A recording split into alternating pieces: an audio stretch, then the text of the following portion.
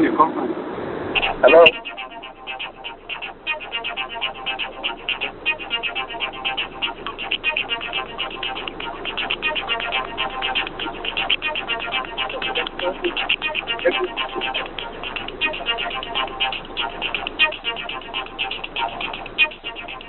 Oh, it's a part of the.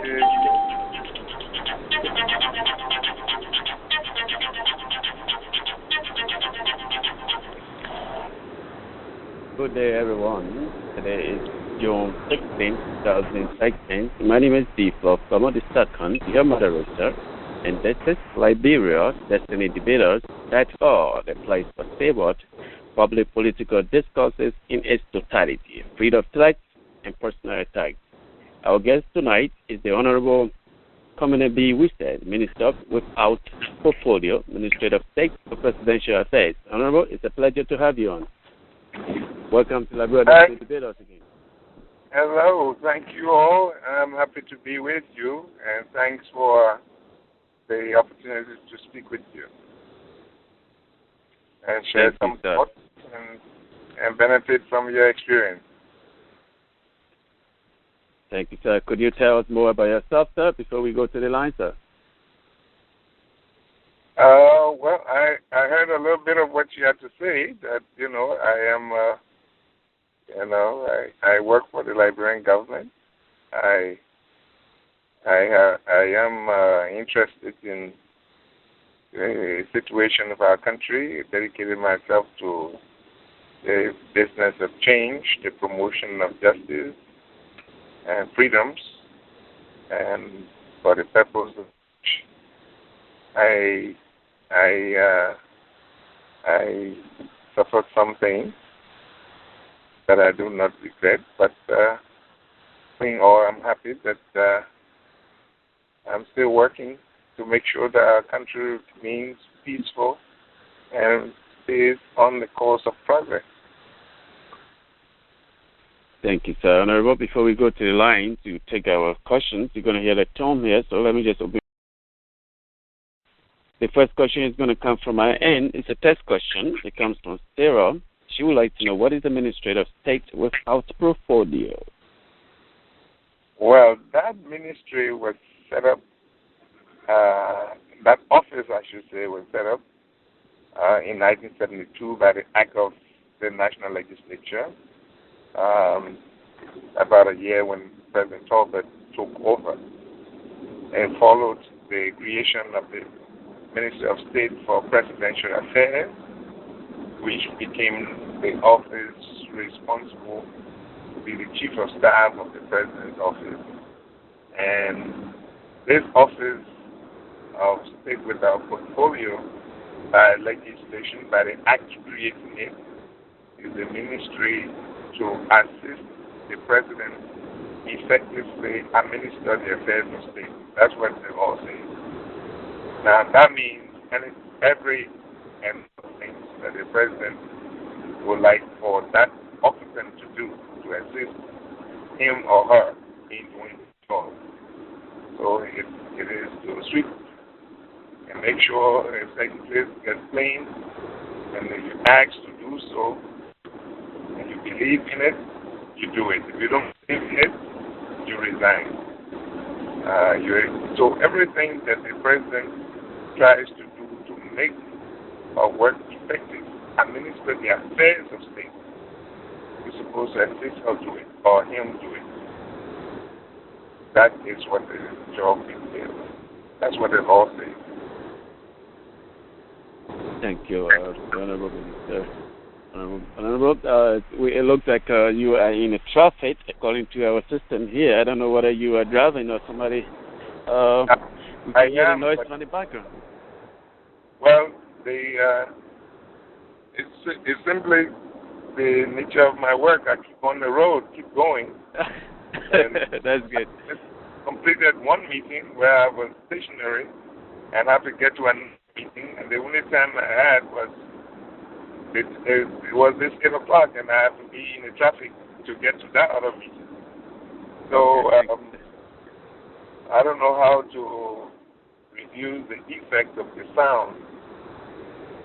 That's okay. Yeah. Sorry, I was going to get to this again. Okay, that's good. That's good. Ladies and gentlemen, welcome to Liberal Destiny Debaters again. With us tonight is the Honorable Minister, Commany B Wesseh, Minister with our portfolio. So, Honorable, we're going to take our first call. Our first call will come from quarter 2582. Your name and where you calling from? Hi, my name is Dakamo Ricks. Calling from the Maryland, D.C. area. Mr. Wesseh, I got one or two questions here. The first one got to do with the changing of the currency from JJ to whatever during the interim government period. They were IGNO. Was it wrong for the currency to be changed from JJ to whatever we got at the time? And another thing, is there a need for Commany Wesseh in Liberia at this time? Why? Why is there a need for you?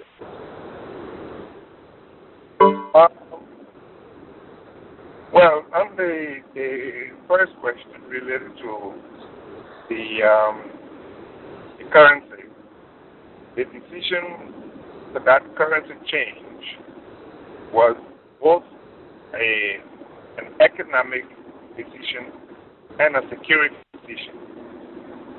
Economic because the country had the money that existed, the JJ, had lost total control. The banks had been broken into. There was hardly anything called the central bank functioning. Nobody controlled the money that existed. It was in all the various buckets of all the various warring factions. In whether it was on the Prince Johnson base, the INPFL base, in Cowell, where it was said there were containers full of such money, or behind the Moravia line, where the NPFL controls. And with all that money there, that the government had no control over, the recognized government, which was the government in the national headquarters, Monrovia, had no control over. It was affecting the economy. So for those in this, you don't need to be an economist actually to know the impact of that type of money not having any control. On the security front, there was more of that money in the hands of people who were fighting the government, trying to assist in war. They were using the money to fund war, and we wanted the war to end. The way to get the war to end was to remove the instrument of their trade, which was that type of money. So we cut it off. That was what happened. The question of whether or not a Commany Wesseh is needed in Liberia at this time, I would say that I think all Liberians are needed, and even those who we need Liberia. We need everyone. Unless you have some other reason, if Commany Wesseh represents something that you want to talk about, let me hear it and I will tell you whether such a thing is needed or not. Thank you, Cora. Do you have a follow-up? No, I really don't have a follow-up, because my thing is like, okay, I think right now is a whole new dispensation, so, I mean, we still seeing most of the old guys around trying to make policies for the young people, and I don't know. I think it's about time that you guys just fade away, go into the private sector, create jobs, because you guys been with government for too long. So it's about time that you guys employ people. I don't know how many people you personally have employed. Would you like to throw a light on that? Do you have a company that you got people employed?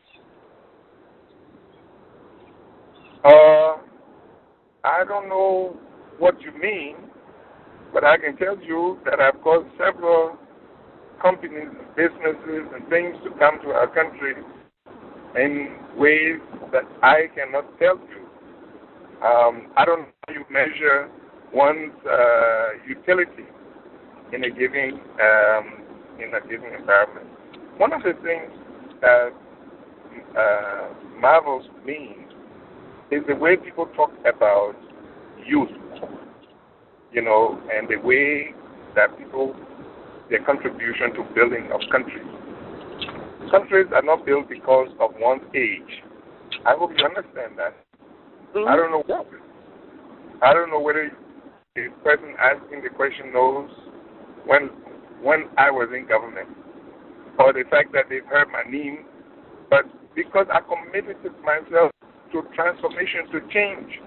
From the time I was in school, I see that there needed to be change in our country only when I got old and was going to make money out of that business, out of it as a business. I got involved in issues of change in our country as the kind of things associated with the idealistic vision that good people have for their country. The things that they say, I'm ready to make that sacrifice. And so if you began hearing my name many years ago, it wasn't because I was inexperienced. It was because I believed in something. I was doing it even when I was a student leader. Now, and don't get it wrong. People create business not because of their age. Bill Gates created Microsoft when he was a little child. So if you love Liberia and you think you have a creative mind as a young person, who stops you from starting a business? Does someone have to be an old person to do it? And since you don't know what I do, that makes it possible for people to establish businesses and for people to make it possible for businesses to, then don't think that it has to be me as a business executive or one sitting there and say, I created this business before you get to what I do for businesses to prosper. What I'm doing at the moment, the meeting I'm just completing, is about businesses to reestablish in our country that will bring millions of dollars. And not necessarily because I'm going to be a shareholder in that business. It's for your brother and your sister, for others to get a job, or to even organize businesses out of that will be a offshoot of this type of initiative. All right? So, if that's what your concern is, if you think that some old people need to get out of the way for a young person to be, you got it all wrong. That's not how change is brought about. People work together. Those who believe in change, old, young, women, men, all work together. Don't look for a way to become relevant only if somebody dies. Sorry for you, my friend. If that's what you're waiting for, it's not going to happen just now. Thank you, Honorable. We're going to come back to you, caller, if time permits us. We're going to take the next one, Honorable. The next one will come from, ladies and gentlemen, for those of you just joining us, this is Liberia Destiny Debaters. That are the place for stable public political discourses in its totality, free of threats and personal attacks. The boss tonight is the Honorable Commany B Wesseh, Minister without portfolio, Minister of State for Presidential Affairs. We are discussing Liberia's emerging democracy on issues of national concern, dual citizenship, corruption, contracts, PRC reports, nepotism, Nokia, unemployment, injustice, decentralization. Please dial *61 if you have a question or to make a comment. We're going to take the next one, Honorable. The next one will come from caller 9742. Your name and where you calling from? My name is Gianni. I'm calling from Minnesota, Minneapolis, Minnesota. Welcome to the show. Okay, I want to, since the Honorable talk about bringing business, my first question is concerning his wife. I think she was a shareholder. She was a director of cabinet and also a shareholder in one lodging company. I want for him to comment about that. Second question is, there is an organization in West Africa called West Africa Science and Climate Change Organization based in Ouagadougou. I want him to comment why Liberia is not part of that. And the third question is that presently they are working on West Africa Monetary Union. Liberia and Cape Verde have not yet committed themselves to be part of that. I want him to throw a light on those issues. Okay, there are three issues. Let me begin with the first one about my wife and have shares in logging company, and when she was when she was the head of what do you call the position? Director of Cabinet. Director of Cabinet. That is true. She was never a shareholder in any business. She was never holding any shares in any company when she was director, or let me be specific to this issue, and when she was director of the Cabinet. That is not true. I don't know where you read that from. It was something misread from the UN report that some newspapers began to publish.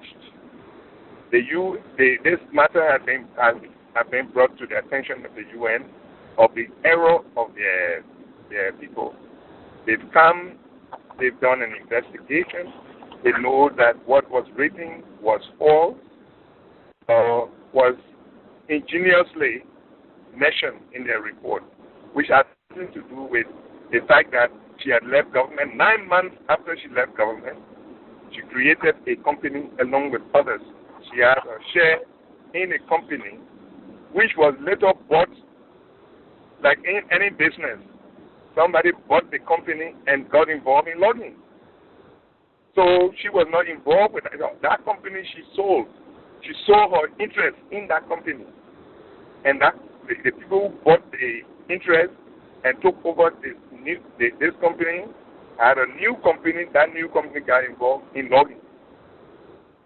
So she committed no offense, and that is why those who realized that they were getting involved in evil propaganda, I think they've been put to shame.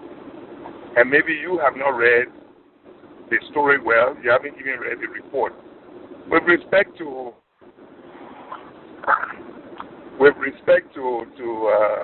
Liberia in the West African Monetary Union, yes, we've committed ourselves, but it's a very important and very difficult decision.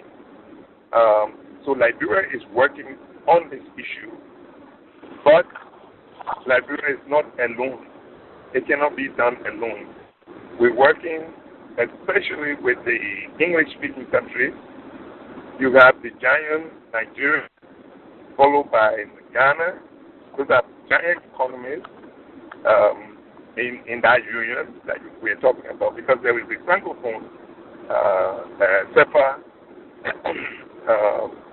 union that is which is influenced by the French.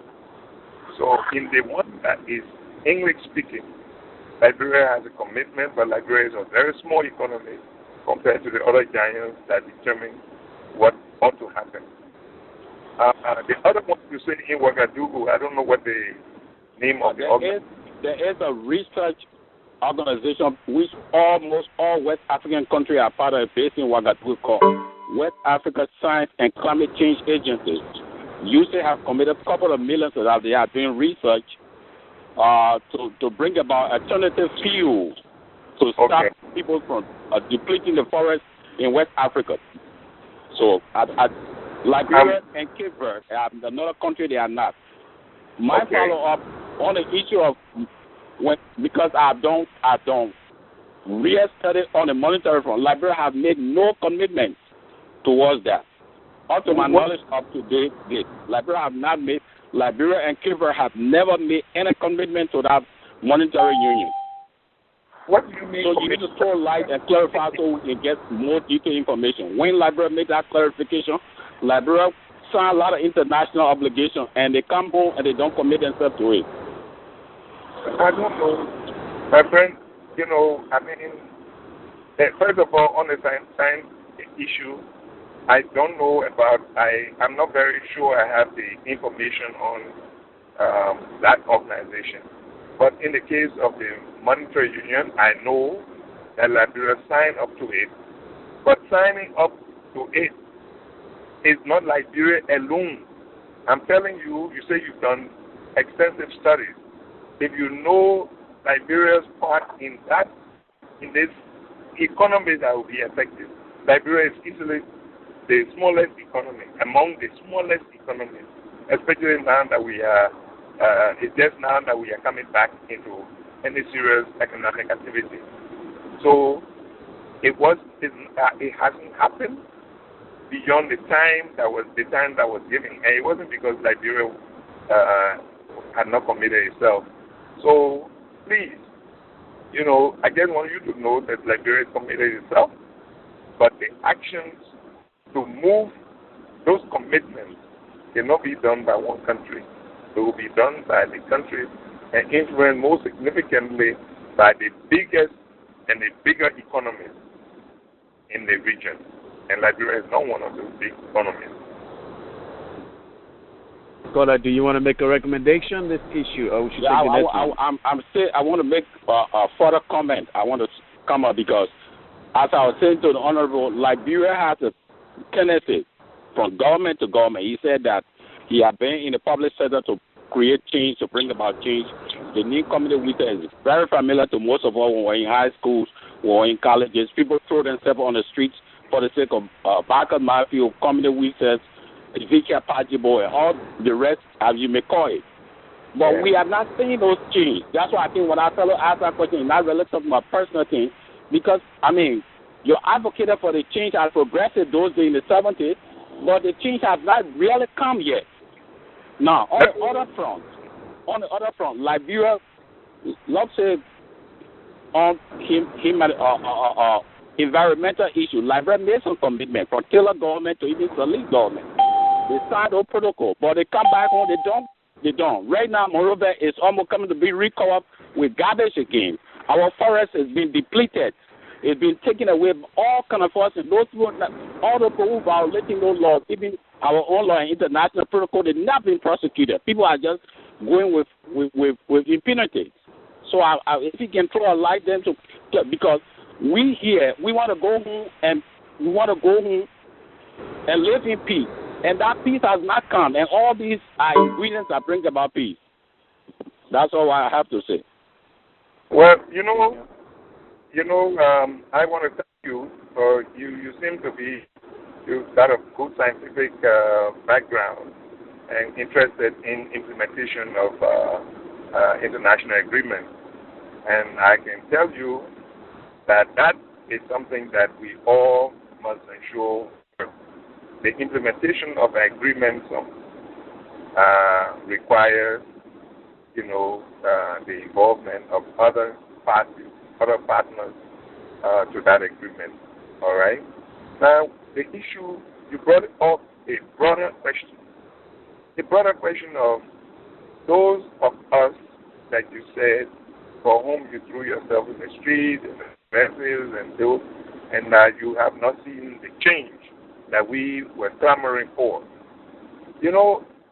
This conversation just last night, it came up last night. I was after the funeral of Dr. Sawyer's mother, there were a lot of people who came, and out in the sidelines of that, we stayed up with a lot of young people, and young and old people. It turned into a political forum, a discussion forum. Very useful. And this question came about the change that we're advocating for. How come this change is not here? And so we're reminded in the conversation of Kwame Ture. If you know a guy called Kwame Ture in American black civil rights movement, originally called Karl Marx. It's stuck with Karl Marx, who got married to the South African thing. Now, Chocolate Ture met with Kwame Nkrumah and said to Kwame Nkrumah, look, we young people working with you and all of what you're doing, and we want change. And you were the person who were following. And we want We haven't seen that change. Kwame Nkrumah, in his wisdom, said to Kwame, to Stokely Carmichael, young man, the problem with us, especially when we're young and complain that no change is taking place, is because we think change means that we must be part of it. We must be in it. We must be at the head of it. If we are not at the head of it, there is no change. Or nothing has happened. We haven't seen anything. Who told you that when we're talking about economic transformation of our country, Liberia, when we're talking about all of the various change, the issues of change, to give us huge economic development, to give us the railways and the motorways, the railways, and things that you see in the United States, that we met that it must happen with Commany B Wesseh as president, or that it must be Commany B Wesseh, it must happen in my lifetime. Not necessarily. We want it, we're looking at a vision. We're looking into the future and say we need accountability and planning for the future, planning for 50 years, for 100 years, as the other people have done in their countries. And people will buy into it and contribute to that change. Now, if you say nothing has happened, then sometimes when there's nothing you can see if you're blind. There's nothing people can do about it. Some people are just blind. No matter what they see, they don't see it. I mean, no matter what comes before them, they don't see it. The only time they think is good when they are benefiting personally. But when we work for sacrifice. We sacrifice. We did it with the idealistic vision for our country. And it may not necessarily be me directly benefiting, but I want people to buy into the idea, believe into the idea, and they will develop their ways to make the idea work. I think you have good ideas. It means that you support the things that we're talking about, and don't sit there and say it is nothing because you are not directly benefiting. Some change is taking place, my brother. Thank you. Thank you, sir. Honorable, we have a lot of people on the line, so we would like to make sure we take all of our callers. We're going to take the next one. The next one is going to come from Eugene. This will be Eugene. Caller, please tell us the name and where you're calling from again. 665. Honorable Moderator, Mr. Moderator, thank you very much for allowing me to talk on your program. Honorable Minister, with our portfolio, thank you very much for answering to our call. Before I ask my questions, I just want to make one or two clarifications here. For me, personally, I think it was unfair for our brother asking Honorable Wesseh to give account about his wife. Most especially, Honorable Wesseh is in government, and his wife is also in government. So if anything, every question, I think it should be directly to the minister or whosoever in the question.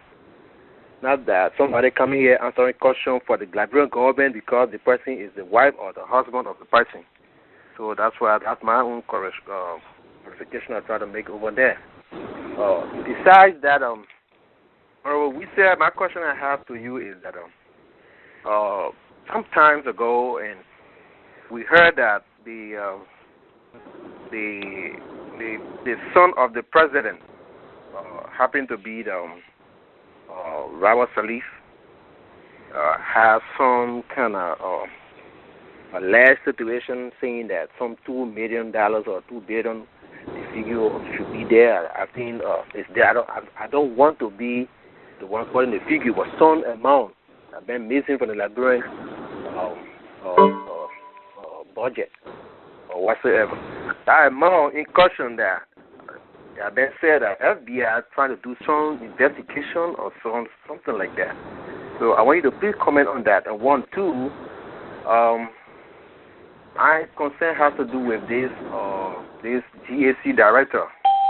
The GAC director was appointed some time ago, and when that appointment was made, first time he was rejected.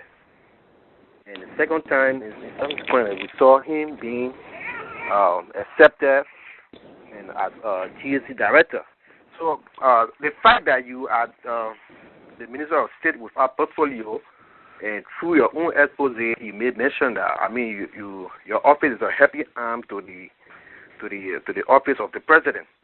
So what fancy effort your office is making in making sure that the GSC director there he has a real credential that are making him to occupy that position? Thank you. Well, I did not understand the question about the president's son.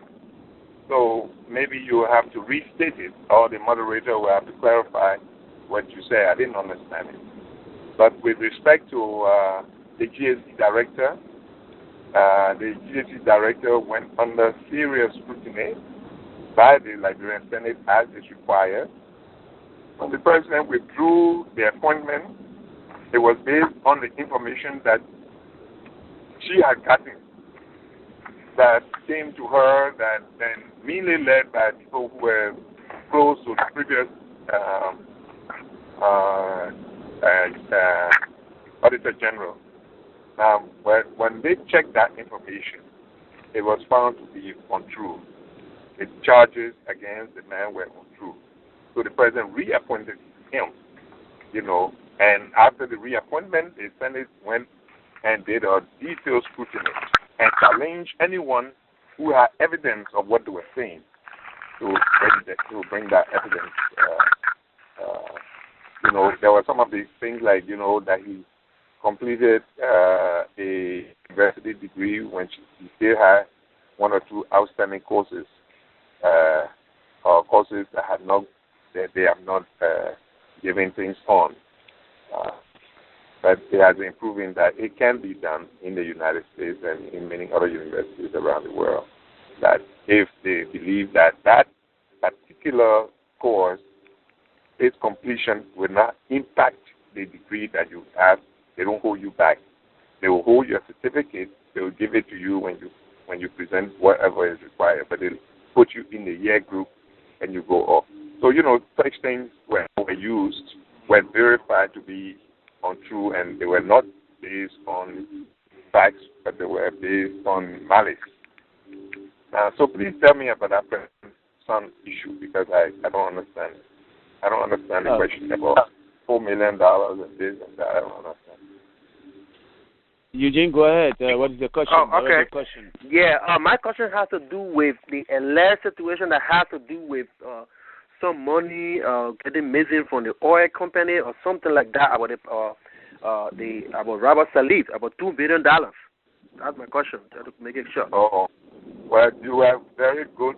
I think I want to thank you that you use the word alleged. It definitely is alleged. People don't go to the oil company and just take money from inside like that. That process, and it's totally impossible for Mr. Robert Salif to go to the oil company account and just take $4 million carry to his own account. The process doesn't allow it to happen so far. And so those who said so, they put it in the newspaper. When they came back and people started to ask, where's your evidence? Where you got this thing from? Nobody came up again. And the story died like that. And many people advised the president's son at that time not to go to court. Because whatever you do in court, and the newspaper is arrested, or they go and they will be given the highest punishment, one of which will be banning the organization, or seizing their assets or something. And then they will say, that's not good for freedom of press. So that story just died off and nobody has talked about it again. Carter, would you like to make a recommendation towards the two issues that you just raised? Yeah, my recommendation has to do with this. Though, Honorable Wesseh, the director, according to you, he went through the House of Senate and the Representative. But please, my recommendation here is that please you try to really or do some check and balance situation to that GAC office, because the director that there is doing some he carry on some activities that there that is not right. 1, 2, and I mean we stay doubt of their brother credential. So please, I'm trying to apologize to you people over there that I should really try to check that brother credential. I beg you. That's my recommendation. Thank you. All I can say to you, if you have anything against the credentials, please come forth, because the Senate can reconsider. But in our system, as it is in the United States, the president makes appointments based on the scrutiny of the Senate. The president nominates to the Senate, and they can scrutinize the credentials of the person. If they are satisfied, there are 30 people, all 30 people.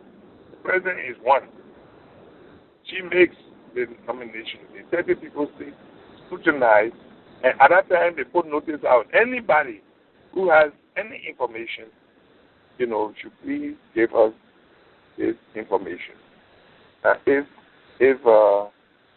If you have anything still, please feel free to send it to the legislature, send it to the Senate, or even send it to the president. I can assure you, if you bring it to the president, it will be investigated further.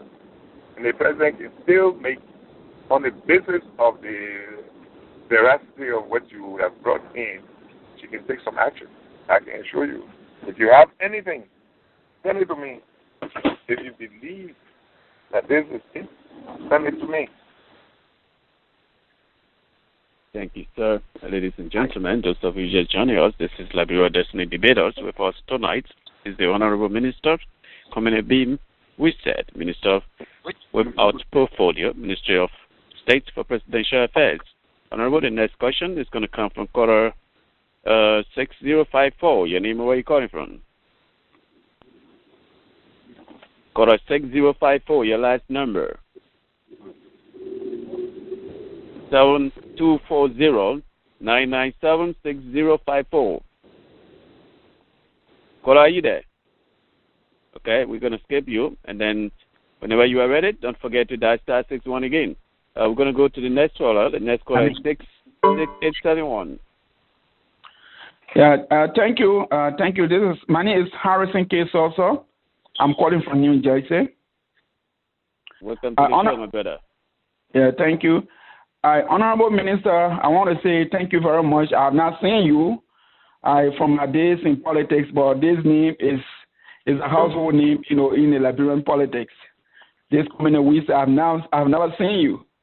I want to say thank you for coming on this call. I hope one of these days, if I come to Liberia, I will be able to see you.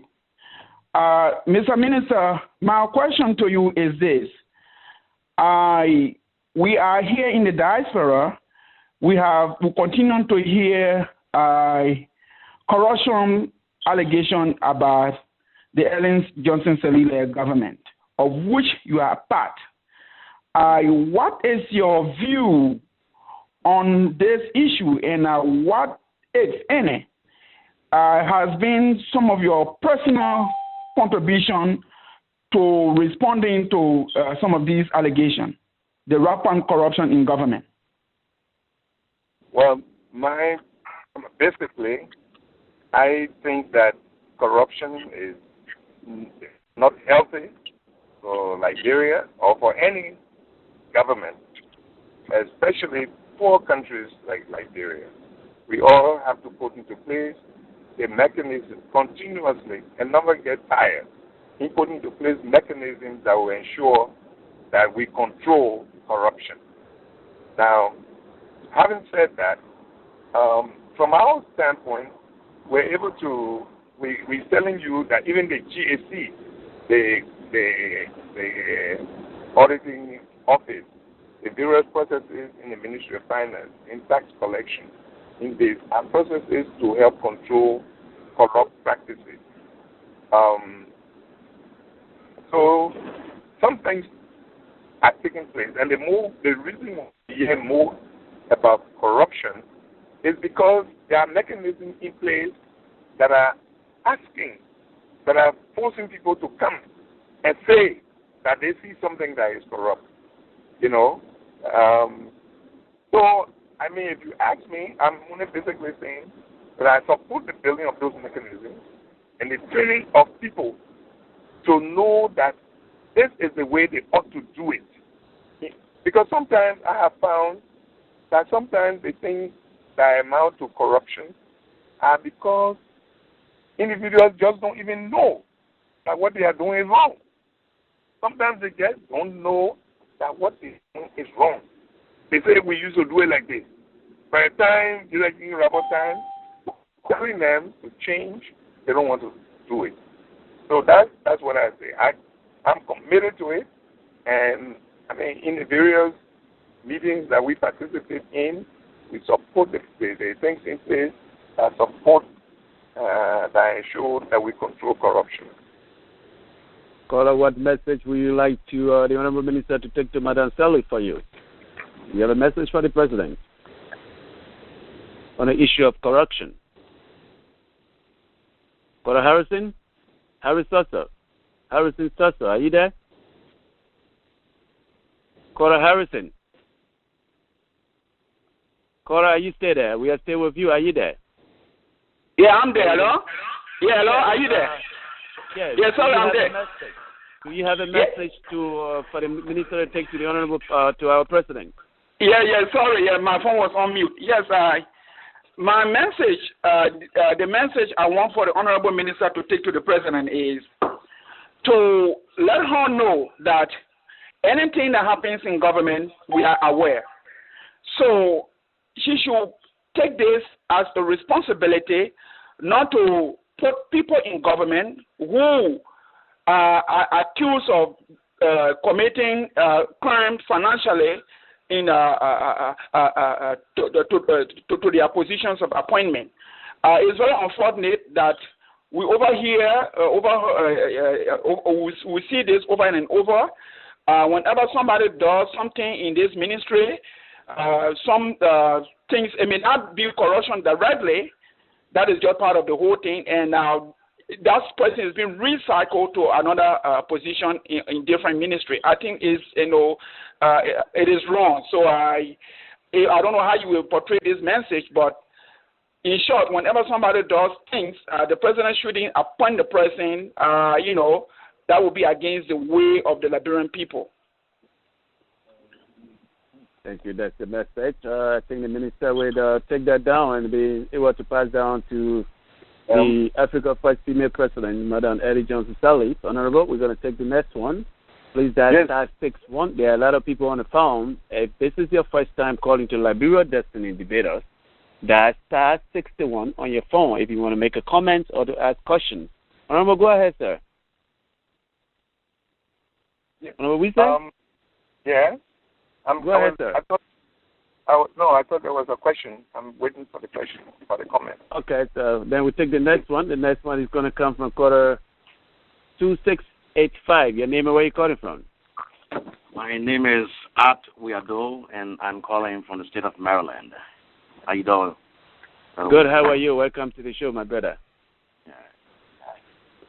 I don't have a question, but a comment to make, and my comment is for us here in the diaspora. We have been hearing a lot of stuff, a lot of things about the government, and we read and continue to read a lot of things negatively about the government. But some of us, we were kind of concerned. So being an opposition to the government, we took the initiative to go and visit Liberia so as to assess the situation there. We personally took the initiative. And when we went, we traveled out, let's say in Monrovia, we traveled around the country. At least we went to 7 counties. And what we saw there, we were amazed. I mean, the country is changing. Is going on. And as a CA, I think development there should be irreversible, and the country is expanding, and companies are voting and going into the country. And what Brother Wesseh said, the minister said, relevant to Liberians going to Liberia to contribute is right. And that is why some of us, with our meager resources, we decided to go there and see what area we can tap into to make our own investment. So that's the comment I was trying to make to encourage all of us. We read a lot of stuff on the internet, and I hope and pray that we have the opportunity, like I did, to travel to Liberia, not only stay in Monrovia, but try and go everywhere in Liberia if you can reach there. And try not only to visit the villages. If you have the opportunity to visit villages, it's fine. Where you found problem, visit the problem area and ask the people themselves those things that you've been reading. Ask them yourself, and so that you can get a feel of what is going on in the country. So this is what we did, and I think we will be coming up with a report. Some of our friends may not find it necessary. They may not find it good. But I think what space should be called, it should be called. So we will see, and I would like to congratulate Commany B Wesseh for his brilliance and for explaining most of the things that he just did. The minister, bravo to you, and continue on the good work. I thank you. Thank you, Cora. And ladies and gentlemen, we all know that we have only one country, that's Liberia. There's no other country, no matter what passport a person might have. Liberia is our country and will always be. So Liberia Destiny Debaters is about discussing the destiny of Mama Liberia through debate and public political discourses. Honorable, we'll take the next one. The next one is going to come from Cora. Let's go to Cora. That Cora will be 9158. Your name and where you calling from? 89158. Yes, 9159. That's 9153. Sorry. Oh yeah. Okay. Hello. Yes, sir. Yes, my name is Blatte Sayor. I live in Providence, Rhode Island. Welcome to the show, my brother. The minister is with us, Honorable Commany B Wesseh. Okay, Mr. Moderator, I want to say thanks a lot. I want to commend you for this program. And our minister, I want to say thank you very much. Your name has been around for a while. I was in Liberia, grew up in Liberia before coming here. And I know you are one of the good men in our government in Liberia. I want to thank you very much tonight that you are here for some of us to express our views and explorations. Thank you very much. I got a question, but I will make little comments before asking this question. Can you hear me, please? Yes, everyone is listening, including the minister. Okay. Yeah, the comment is, in the year 2002, I was in Africa as a refugee when that civil war broke out. And I observed and heard on radio that boys from Liberia from the 6 major warring factions took part into that war, into that civil war. All right, that war had ended. The most recent civil unrest, political unrest in Africa Coast, people again took part from Liberia. We heard on radio and television, people from the 6 major warring factions again took part. This time, I can say the war had ended because we have democratically elected president now.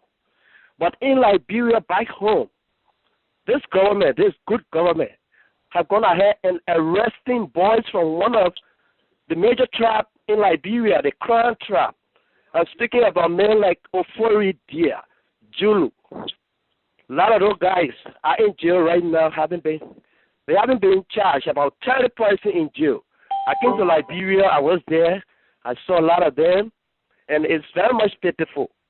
Now these people, they are relatives, family, man. They cry all around in Liberia, going to churches praying. What the government is doing about it to have them investigated or to charge them and release them, or are they just going to stay in jail and die there again? So, please, Mr. Minister, I want you to say something to us about it because it's very much pitiful, sir. Thank you very much. Well, on this particular issue, I have heard on this matter, I have spoken with one or two of the legislators from Nigeria that have raised concern on this matter. I think that, what we have been doing was ensure, and this matter the President has asked the Ministry of Defense to do what is important. One is to charge the people and take them to court. I do not have the details at the moment, but I'm just as concerned that nobody should be kept in jail or the legal process taking shape. What I will promise you is to take a little bit more personal interest in this matter. When I get back, I would like to find out a little bit more because the last time this matter came up, there was instruction that I know the President gave that she wanted to know exactly what had happened so far on this matter.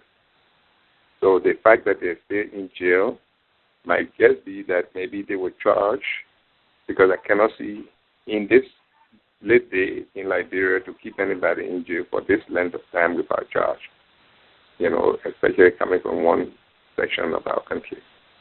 Having said that, I think we all must be under duty anyway. If there is this conflict in any part of West Africa or anywhere in the world, that we must talk to our relatives and friends, not to participate. I'm not saying that the people who have been arrested have been participating in anything at all. I just think generally, let's just have that general attitude that Liberia is not good for the image of our country and not good for the individuals themselves. They can get killed for nothing by trying to be mercenaries in any situation. So that's where I will start on this one.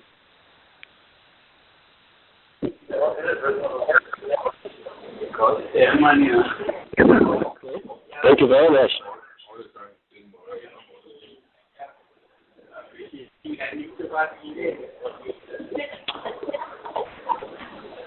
Well, breaking up. Absolutely.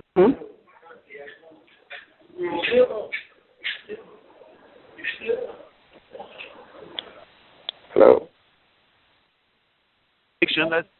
Let's go to quarter 5158. Your name and where you got it from? My name is Cecilia Hippie.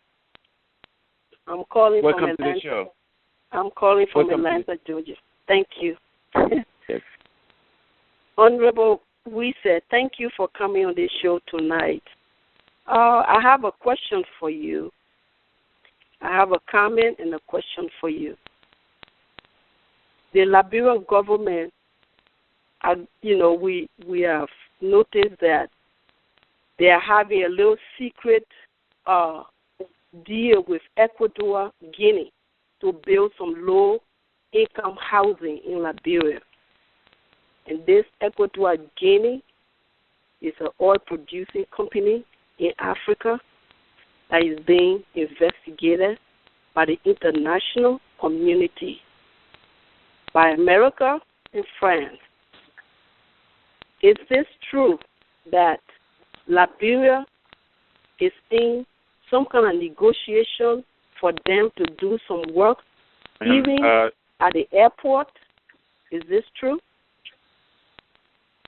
Well, I think this was a very public visit the President made, where this issue was announced as part of the thing that the government would like to do to seek investment from this country in the airport and in the in low-cost housing.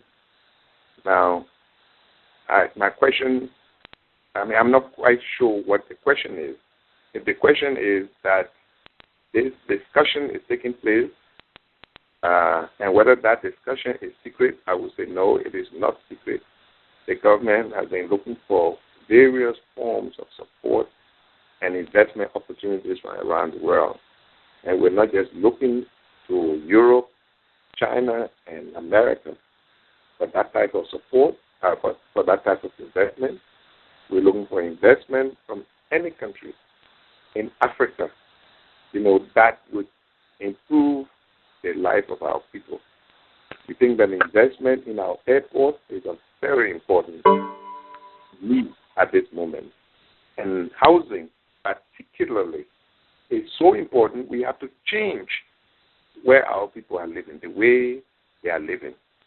Monrovia, if you leave Broad Street and you leave the other communities in Cinco, and you go down, I don't know what else you go, you go to West Point, go to Doe Community Crowd Town, you go into the other communities, you will not believe that this is Monrovia. It's far better living in my village, where the majority of houses are still thatch houses, than to live in those places.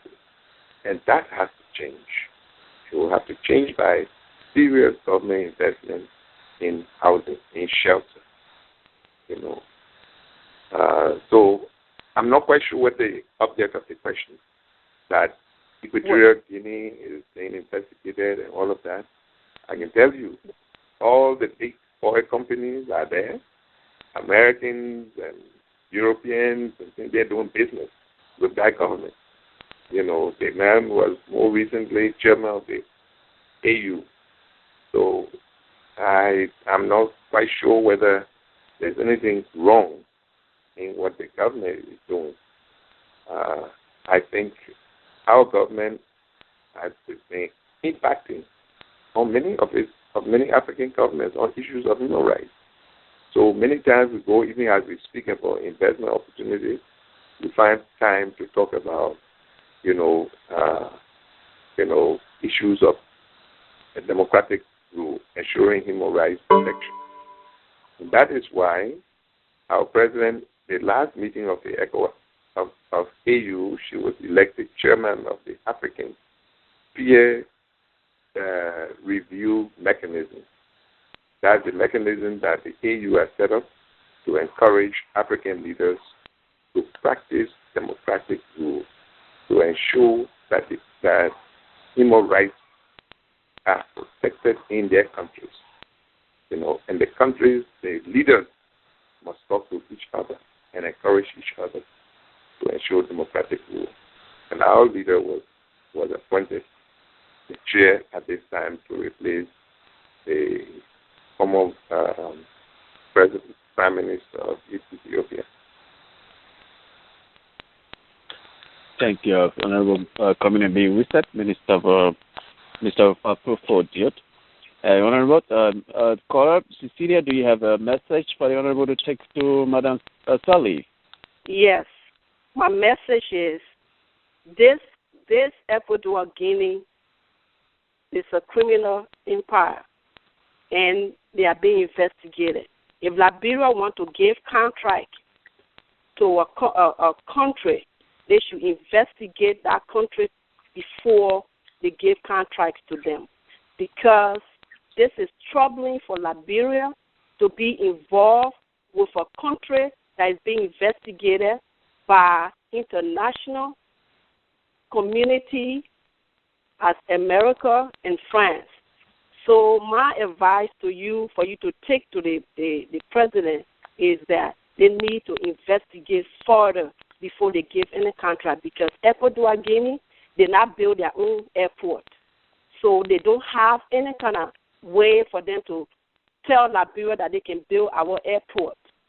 So they should get someone that know how to build an airport, not give our money to a criminal empire. So that would be my message for you to take to the president. Okay. Cecilia, sorry. What's your last name again? Cecilia what? I said my name is Cecilia Hippie. Yeah. Cecilia, right? Cecilia Hippie? Yes. Yes. Okay, thank you. But Cecilia, for me to carry the message, let me try to set some things straight. Then maybe your message will change. No, Liberia is not giving contracts to Equatorial Guinea. Equatorial Guineans we know that they do not have the capacity. They don't have the technical know-how to build an airport. No. So Liberia would not give that to them because they themselves need manpower. Okay? What Liberia is trying to get is to get the money from those who can give the money to build the airport. And then they will find a contractor qualified with the training and experience to build airports to do that job. Already there are a couple of companies that are discussing and making bids towards this end.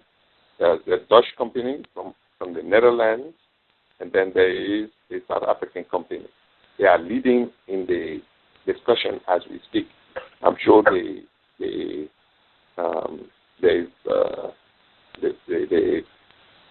Ministry of Transport will have a little bit more information on this issue.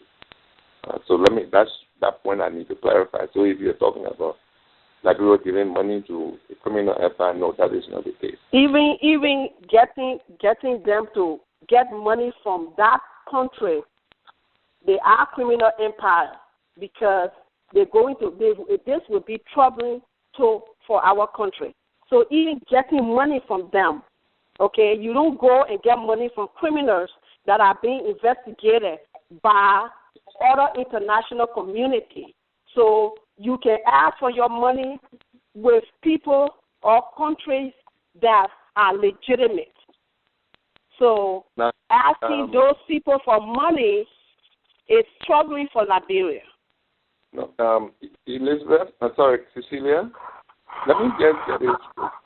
Unless we are talking about two different countries, because somebody is just reminding me that you were talking about Equatorial, but if it is Equatorial Guinea that you are speaking about. Equatorial Guinea.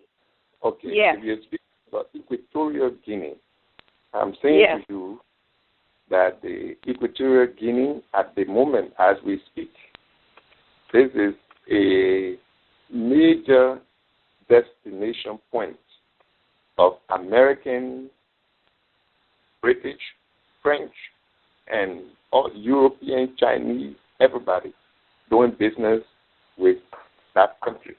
They are investing in their oil and in their infrastructure. The new airport that they have was built by, European company. Everybody is doing business with them. I'm sure the issue you're raising is about an investigation of criticism that was leveled against the president's son, who has been accused of lavish spending. If that's what you're talking about, such investigations, such conversations are taking place. But to say because of that nobody is dealing with the country, no, then I think we have two different sources of information. But if you have that information about this, which the country being a criminal empire and therefore nobody is doing business with them, please let me have that information, and then we'll see what to do about that. But if that's the same country we're talking about, then our information might be from different sources. And I do not have your source. So please share it with the government, share it with me, and I will be glad to act on it and deliver your message accordingly. Thank you, Cecilia. If you stay with us, we'll take time right for you. We have a lot of phone in line, so let's.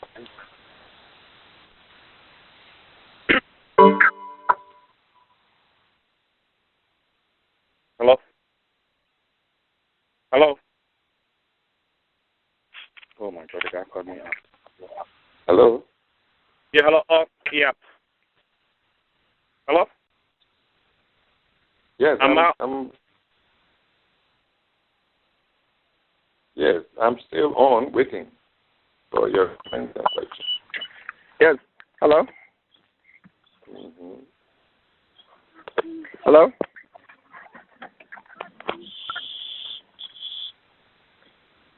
Hello? Hello, I am listening. I can hear you. Hello, Okay, yes, I think maybe D-Flow. Yeah, yes, D-Flow? go ahead. Yes, okay, thank you. No, this is Seyon. Yes, go ahead, Sion. We'll go back to quarter 6105. We'll come back to you. Go ahead, Sion. Oh, okay. Thank you for taking my call, D-Flow. Good evening, Mr. Minister. Good evening. This is Sion Yamla from Brooklyn Park, Minnesota. I have two questions, but they will come in the form of a comment, a very brief comment. The first one has to do with the political climate of Liberia. As you know, it's my understanding that you also contested the just ended national elections. Unfortunately, I believe for River G or so, either representative or senatorial position. I stand corrected. You may correct me. And I was in a conversation with one of Liberia's. Wait a minute. The premise of the question, let me correct that. It's not true. I didn't contest in the last election. So if you want to readjust the question. Okay, so which of the election did you contest? If I may ask. And a previous one, and 2005. And and a by-election. Okay. Thank you for the correction. Yeah. Thank you for the correction. So I think it was a by-election. Was it the one for River G? Yeah, that's where I come from. Okay, thank you. The reason, the premise for asking the question, I was in a conversation with one of Liberia's finalists, who's also aspiring political office, and we had a conversation in a group of with a group of people, and I raised the question: why is it that people like the gentleman I was in the meeting with, you, and many others who have contributed to a transformative Liberia, to see Liberia become a beacon of peace and goodness for all of us, but people like you, will not get elected? Why is that?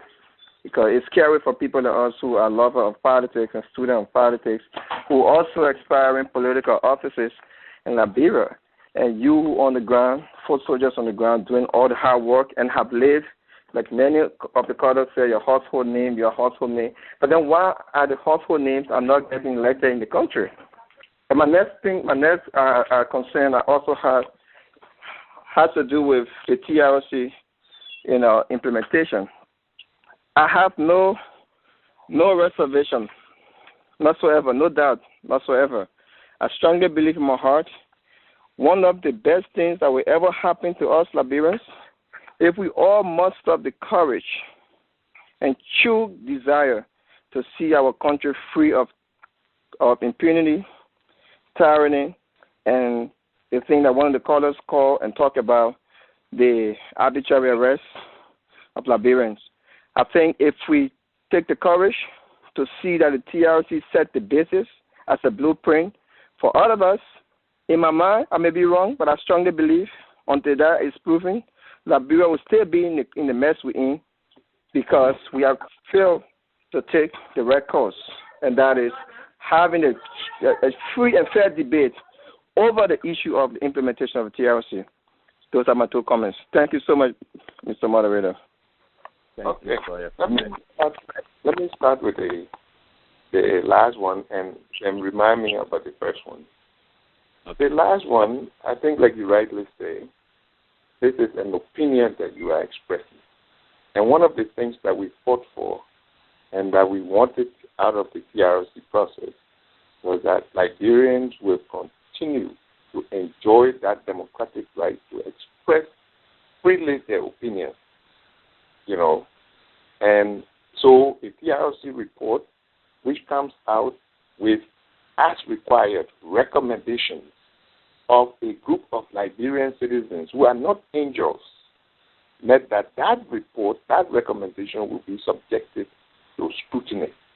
And not all Liberians will agree on all aspects of the recommendation. So that point needs to be very, very clear. Don't make the mistake. You are right to say, in your view, that TRC report or recommendation will be the only way by which Liberia will get out of this mess. I can tell you that a number of the things that came out in the TRC report have been discussions and recommendations that Abopol has made, that D12 has made, that people before D12 and May, that the devotees of the world, the soils, all of us, and including some of you when you were even in student government that you made, they were not inventions from the air. The things that have come to question are the things that were very strange to our political situation that did not have legal basis. And it's the only one that has been of contention so far. This is the thing about the illustration and the banning orders of people from taking part in politics. When you say 30 years, the question is, what is the authority that the TRC has to do so, to make that recommendation? The only authority they have is that they were asked to make recommendations. But where do they get their strength to say this is the type of thing that should happen to somebody who they believe have done wrong? We say in our Constitution, which is the supreme law, there is no part of the Constitution that gives anybody that type of power to exact that type of punishment on people. All right? So that's the point of the debate. And this matter was taken to the Supreme Court. The Supreme Court concluded, Mr. Sayan, the Supreme Court concluded that two things were wrong. First, the punishment was too severe. It was outside what the Constitution provides for and all of our laws in Liberia provide for. And secondly, due process was never observed. The people who were giving all of this severe punishment were never given due process. And the Constitution has defined, the Supreme Court defined what is meant by due process. Due process involves the accused facing their accuser, and the accused having the right to a lawyer, for the lawyer to stand for them and answer their charge. This never happened. There were many people who were given the years who the people did not even ask a single question. They never even met with them. The case of Williams, Archie Williams, the case of Hugh Mason, the case of several other people. They didn't even appear before the TRC. The first time they heard, their thing was TRC is a 30-year ban. And that's what we fought for. We did not fight for that. We fought for justice. It said everybody, including our enemies, must be given due process. That was one of the things we fought for. And I hope, Mr. Sayo, that is one of the things you will be fighting for. Don't exact a punishment on somebody because you don't like them. You must exact it because the law says so. You must follow the law. It is very difficult. The issue of human rights, very, very difficult. Because sometimes somebody, the person stole from you. Yet they say you can't beat up the person. You call police. Then your own property you see in the man. Then they say you should establish ownership. And you must show receipt. You should do this. But that's what the law says. So I beg you. That's the first thing I want to say. The second thing about people who suffer for a country, hunger and this and that, and then cannot get elected. Again, I must say that when we participate in these processes and fight for justice, if you think that you have to be the direct beneficiary of that, you will be frustrated. This Jesus Christ that we worship all of the time, he could not win elections. He was hanged for things, for just telling the truth. You better know that. If Abapo could never have won elections in Liberia, D12 could never stand in front of Tottenham. He lost elections. It didn't make him a wrong that he didn't know what he was talking about. You read the speeches of D12, and you know where he stood. Ask Edward Wilmer Blyden. He was dragged in the streets of Monrovia simply because he was talking that this Liberia could not continue to be ruled by settler elites that would not provide opportunities for people who will carry the name, let's say, Nyawule. You understand? So when they happen to me, I do not feel bad. I say, Lord, it means that we still have to work. And the fact that elections can take place, that the people can elect who they want, doesn't mean that I'm wrong. It never means that. It just means that the majority of the people still have not understood. In fact, when you tell them in some of the election campaigns, I was telling the people that our way forward would be that we must have education. They say, oh, the man say we no book. So they elected somebody who was just like themselves. He no book. They said I never want. Because I said they should go to school. That the only way their children can be like me is if they go to school. And the only way they can be minister, they can be ambassador, they can be teacher, they can be good pastor, they must go to school. They say, oh, you see, the man won't get a job. You say you ain't no book, so you will never get a job. So, did it mean that I was wrong? Oh, of course I wasn't wrong. I was again and again and again and again. If they don't elect me because of that, that is fine. It will not stop me. But I know that increasing numbers of people are realizing that unless they know book, unless they go to school, they will not be what they aspire to be. And nobody is telling them now, when they come to me, as I am hearing, many people come to me now and say, we're wrong. We knew that this legislature and this other place, we can't get people who can't read and write properly, who they're there to make confusion and don't understand the law that they're working on. So that's progress, my brother. I think progress has been made. Thank you, sir. Thank you, Sion. Let's go to caller Sion to see whether he has a recommendation. Caller Sion, just hold on. We're going to come to you if you have a recommendation here. You have a message for the Honorable to take to Madame Salif. Yeah. Diesel, thank you so much for this wonderful opportunity. I think the only message would be not only for Madam Salif, but all of us on this phone and our dear brothers and sisters, mothers and fathers who are back home also. I can only pray that someday all of us we see beyond this common saying that, quote, the TRC is just a recommendation. You know, when I hear people say that, it troubles me because it doesn't represent the number of sacrifices that all of us made, the investment that international partners, friends of Liberia, and even ourselves, Liberians, made in this process.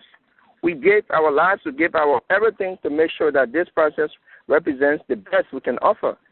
So for all of us, for some people, of course I'm not saying that, but for some people to say that it's just a recommendation, it troubles me. But I can only pray and hope that someday all of us will see beyond this, just a recommendation, and ask ourselves, why should we allow over 250,000 people to die just to have recommendation? So are we seeing we don't have the appetite or the courage or the moral appetite to say no one? Yes, TRC may not be all fruitful. Yes, it also has some flaws, but I think we must see that this time around, Liberia thrive. And to make Liberia thrive, the rule of law should be the basis for our going forward. Until then, we can only keep praying that God will answer us. That's the message I have for all of us, including the president. Let me tell you. Let me say that this. Go ahead, sir. Let me say that saying your prayer is an important prayer. We must pray, and we must pray that people will understand that the law that created the TRC said recommendation, and recommendation cannot change. The meaning of recommendation cannot change because somebody has in mind something else. Now, when you say we should try to implement, are you not seeing that the rule of law is taking place in Liberia today? Are you not seeing that? What is the point of the TRC recommendation that has not been implemented that is worrying those of you who are saying the TRC recommendation are not implemented? When will you know that it is being implemented? Only if people who have not been tried are given 30 years to be banned in a way to give some other people who just think that this is the way they can have a chance to power, to have a space for themselves. So come on. I thought you would pray, and thank you. Your prayer is good, in fact. We must continue to pray that justice will prevail. That anybody, wherever they may be, who believes that some people should have justice and others must not have, that God will change their heart, that they are dead wrong, totally wrong in that kind of thinking. Thank you. Thank you. Thank you, ladies and gentlemen. Those of you just joining us newly, this is the Liberal Destiny Debaters. With us tonight is the Honorable Minister Commany B Wesseh, Minister without portfolio, Minister of State for Presidential Affairs. Honorable, we want to take our next call. The next call is going to come from caller 6105. Your name and where you calling from? My name is Anthony Zaize. I'm calling from the state of Minnesota. Let me just begin by giving you thanks for recognizing me to take part in this important forum. And also I want to give thanks to the Honorable Wesseh for taking his own time to really be on this forum. And I really appreciate it. I admire Liberians who really love their country. And just as many have said, your name is a familiar name, and we that are coming up want to take that full step. But sometimes the question comes, we have some of those things. We have so long ago. We have Bacamapi. We heard about Wesseh. But that may not be the case as you are saying. Now, I was not really on the line when you started the program, so I'm not sure I'll be able to comment on those statements you make. But I'm going to comment on the concern about other scholars. I will start with the current one, the TRC.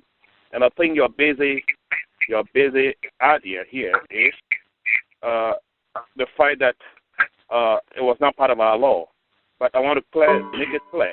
I just want to make it very, very clear. Like every Liberian on the forum list, TRC report was not intended to be legally complicated with any recommendation. TRC is just the name. We know that every war-torn country, conflict country, have tried to find solution to their problem.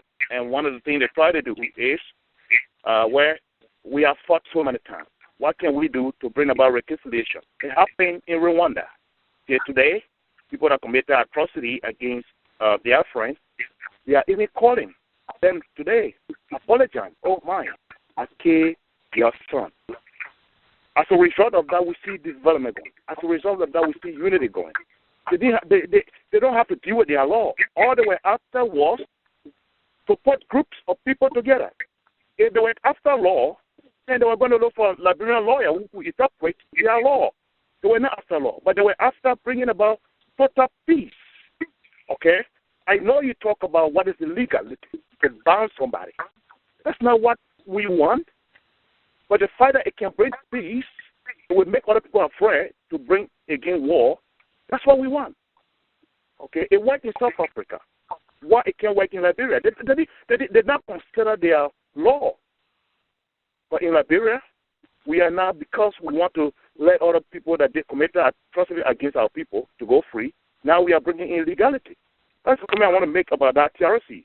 Now, we talk about the current GA director. I was in Minnesota here when he came. That what the president recommended him, and later they withdrew their recommendation. Okay? And he tried to explain to us. I know that, first of all, my understanding is he was recommended by Vani Sherman, by then Unity Party chairman, for that position. He sent in resume. Resume is what represents you. And part of his resume, he said he was a CPA, Chartered Public Accountant. Okay? We need to find out that indeed, according to him, you are still going through the process of finishing a CPA. Then why should you mislead the people? You mislead. The office of GA is a big office because your eye is on people that want to run the country. You want to make sure there's a check and balance. If you can start lying on your resume, which he admitted that indeed it was part of a resume CPA, but he was in the process of finishing it. You are not done with it. Why you have to put it on your resume in the first place? It will not require that you have to be CPA. No.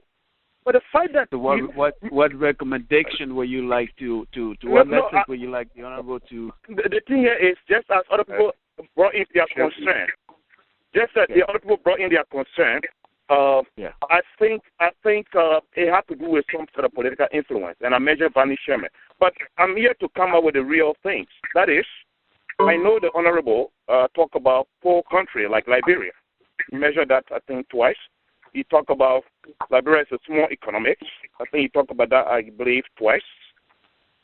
But before this statement, let me just let you know that I was one of the advocates for Ellen 2005 when she was running. I was on BBC World Service making the case why she had to be a president. So I'm not against the government. But what I'm against is repeating what other people have done in the past. So now, I quote you, you measure poor country like Liberia. But that's not how the world sees Liberia. Okay? The world sees Liberia as one of the richest countries on planet Earth. But what we lack, according to the data report, 1993, is good governing. So we can't call Liberia poor. We are only living poor. We are not poor. And we are not even small economies. Our economy surpass countries that our population is in the 5-10 millions. So we don't have small economies. A country that has the best growth on planet Earth. The country that have. Can you please? Yeah, I'm coming. No, I want to make this clear. We have a lot of people in the question waiting to have to say something. Please, please. Yeah, because it really pains me to my skull when we don't seem to recognize what we have as a nation. You see, in that way, we're not going to develop. Okay, that's what I mean. Right now, as we speak, I'm at COCAF. I think you are aware of an organization promoting development in Liberia. So, in other words, I love the country. I do. But what we see that is going on wrong, we got to talk about it. So, Honorable, I hope you will understand it from that perspective. The General Auditor, they need to be rechecked. Okay, he submitted something that he did not have. Only later to explain that where this is the process. That's wrong. It never happened. Okay, he's not the only qualified Liberian. So, getting him there, it makes some of us to really worry. So, I mean, that's about it. And let me just give thanks to, again, the Honorable. I thought you were going to make a comment. I'm not going to ask any question. That's my comment. If there anything you want me to, maybe message you want me to send to the President, the message will be, thank you, Madam President. You have made history for us. Internationally, you are well recognized. But the fight is, we expected more. Even some of us that supported her, today we go in another gathering, they are still telling, why do you have to do that? Sometimes we find it very difficult to explain. My message to the President to really, really, really, really, really find a committee that will protect the civil servant, okay? And let me just make it very clear to the Honorable Minister. That is, when Amara Kone took over the Ministry of Finance, those boys that we spend money on that came to the United States when they came for training, when Amara Kone took over Gafon, most of those boys were clear, we all know. They fire all of them. And government spend money on these people to come for training. Now, Amara Kone has to carry his own group. Likewise, Gafon, what it means is the civil servants, actually, they are not protected. Okay? Madame Salif should create an independent body that will be responsible for hiring in all the ministries. The ministers themselves, they are hired. So they shouldn't be responsible of hiring people. Okay? Madame Salif should create an independent body that will be responsible for hiring, and if there's any complaint, they should be responsible for firing as well. Let Madame Salif make it very difficult for any minister or director to just fire because their relatives is not in the system. If we do that, we will not grow. That's my message to the President. Please, civil servants should be protected, okay? Thank you. Thank you, Gora. Remember, that was just a message, so we're going to take the next one. We have a lot of people on the line, so we're going to keep rolling here. Let's go to quarter 0853. Where are you calling from? Before you go to the caller. Yeah, go ahead. We'll come back to this caller. Go ahead, Honorable. Yeah, because I think, again, I got lost in many things that my good friend has talked about, the many things he talked about, touching on here and there. We talk about this GAC thing. Unless we don't believe in our institutions and we don't believe in them, then we have to reform them. We have a process.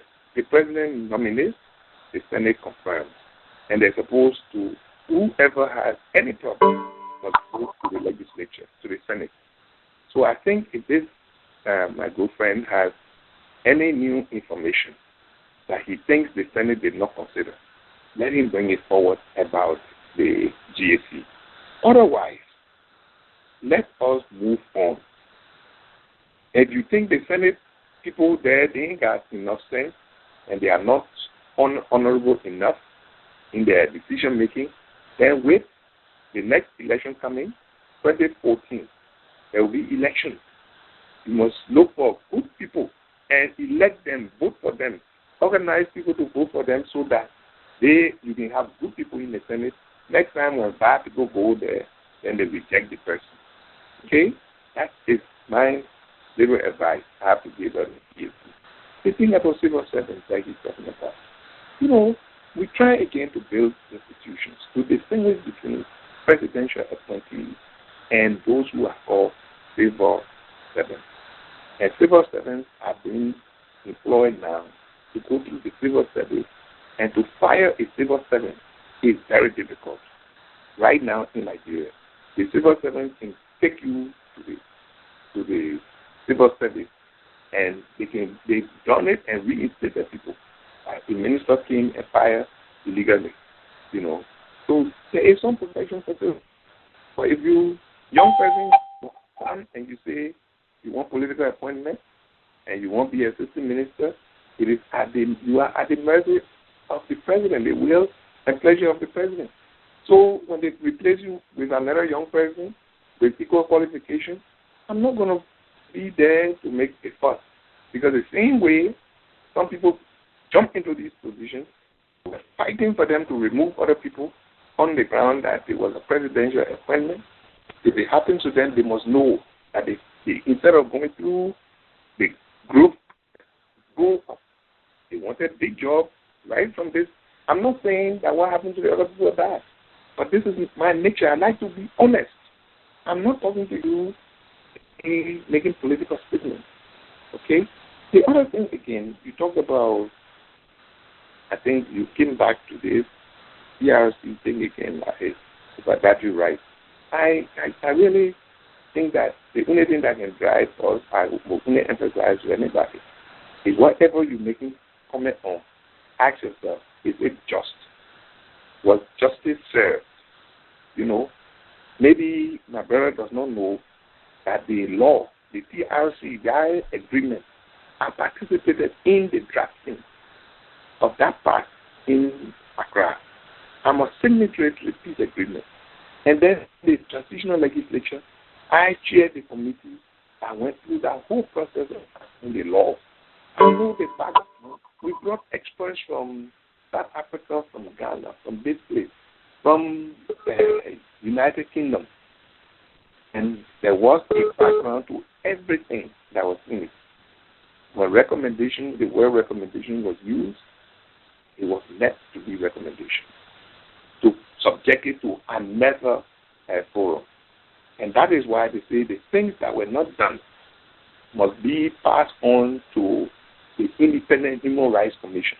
The reason why it was agreed that it will go to the Independent Human Rights Commission is to ensure justice. Because the one that brings war is injustice. So this is the point we're making all the time. Why is it that people find it difficult? When you say, all the TRCs, the South Africa thing you heard about, the one in, who told you any of them acts were done outside the law, outside the sense of justice? It was based on justice. You heard in TRC, the TRC in South Africa, that they ban people, that they this one and that. You heard that? You know? I mean, please. Don't anybody who did put anyone who needed to go to the court, the law provided that if the TRC felt that certain people needed to be tried, make the recommendation that 1, 2, 3 people should be taken to the court to be tried for the crimes they committed. because you deciding you made yourself into a judge and say the person is fine. You got that power. Who gave you that power? The law gave you that power. Instead of you asking whether these people have the power to make the type of recommendation they made, you're not asking that power. For the power you say, because it's there, then we should accept it. Please, you don't do that, man. And you're the people we depending on here. You're no many people, and you're in a society that believes in justice. Why you don't want the justice you're enjoying to happen in your own country? We say that only justice can bring peace and sustain peace. Thank you. Thank you, sir. Honorable, we're just going to take one here before we go to caller 0853. Caller, just hang on. We have a lot of people on the line, sir, so we would like for you to condense it a little bit. We would like to know what is the issue about. We understand that this administration is doing a lot of projects. Let's say road construction, something that has let's look at the area of the defense ministry. That project. What can you tell us about the defense ministry, electricity, and water? What about the defense ministry again? Yeah, the defense ministry. We want to say about something was on the news that they were going to break down that building and move all the people, break down that building and maybe move to a different place to build a defense ministry. So what can you tell us whether that project is stay on hold? That's one. Two, what can you tell us that when are we, the Liberians, we start to see electricity all over the city, not just people using their generator, because we know that there are a lot of people who have been victim of the carbon monoxide through this Chinese-made generator that they are selling in Liberia. So, sir, what can you tell us about the water system? Okay. The defense ministry building, according to engineers, public engineers, and other engineers, have gone to assess the strength of the building. It is determined that that building is not worth to be maintained. So, as for a building being used to be completed, it's not going to happen. I don't think so. From every engineering advice that I have heard about. So don't talk about that. From an engineering perspective, the other projects, like the Ministry of Health and Ministry of National Science, and all of those buildings have projects have been completed. They were renovated and then they were completed. They are expected for a national. We're talking about water and sewer. Progress is being made. Water is expanding. Central Monrovia that didn't have water now has water. The new engines have been brought, the pumping system. The only problem is the pipe holds, the pipes are breaking. And therefore, as you pump the water, you now change the pipes underwater, under the it's costing it requires a lot more investment. But water is in parts of Monrovia now. In fact, more water is in more places than electricity. Electricity is one of the key issues of the agenda for transition. The government policy book came down with electricity, ports and harbors, roads. I would say roads first. So in the investment thing that we're going around looking for money for, those areas, number one. And so already work has started on the hydro plant. Money has been secured to begin all the technical work that needs to be done for construction to begin. And in the meantime, negotiations agreements have been reached for power to come into Liberia from the Ivorian side that will come through the farmers, Maryland, River G, Nigeria, and Nimba. So it's not only Monrovia power program it's national. So that's what I'm interested in. Thank you, sir. We're going to take our next one. The next one is going to come from caller 0853. Your name and where you calling from? Thank you very much, Mr. Moderator. My name is Blama Kali. It's a pleasure to be on the show today. And I want to thank... Welcome to the show. I would like to thank our... I want to say comrade, but now we have to say honorable minister. Honorable. I think it's honorable. But I always used to say comrade. Can I say comrade stroke honorable, please? You don't need to put the honorable there. Just call me communist. I'm saying this. I'm not being cynical because we used to love calling you comrade. So now I think you enjoy the word honorable. However, the only thing I'm very concerned with is that, as most people call us over here, and because of time pressure and constraint, I have to consider what I have to say.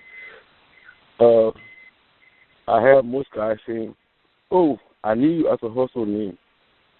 I've not seen you. I need you as a household name." And here one other brother, Comrade Harrison, said, "Oh yes, I want to hear your name, but I have never seen you. I hope to see you." And me too. I was one of your friends before I even entered University of Liberia.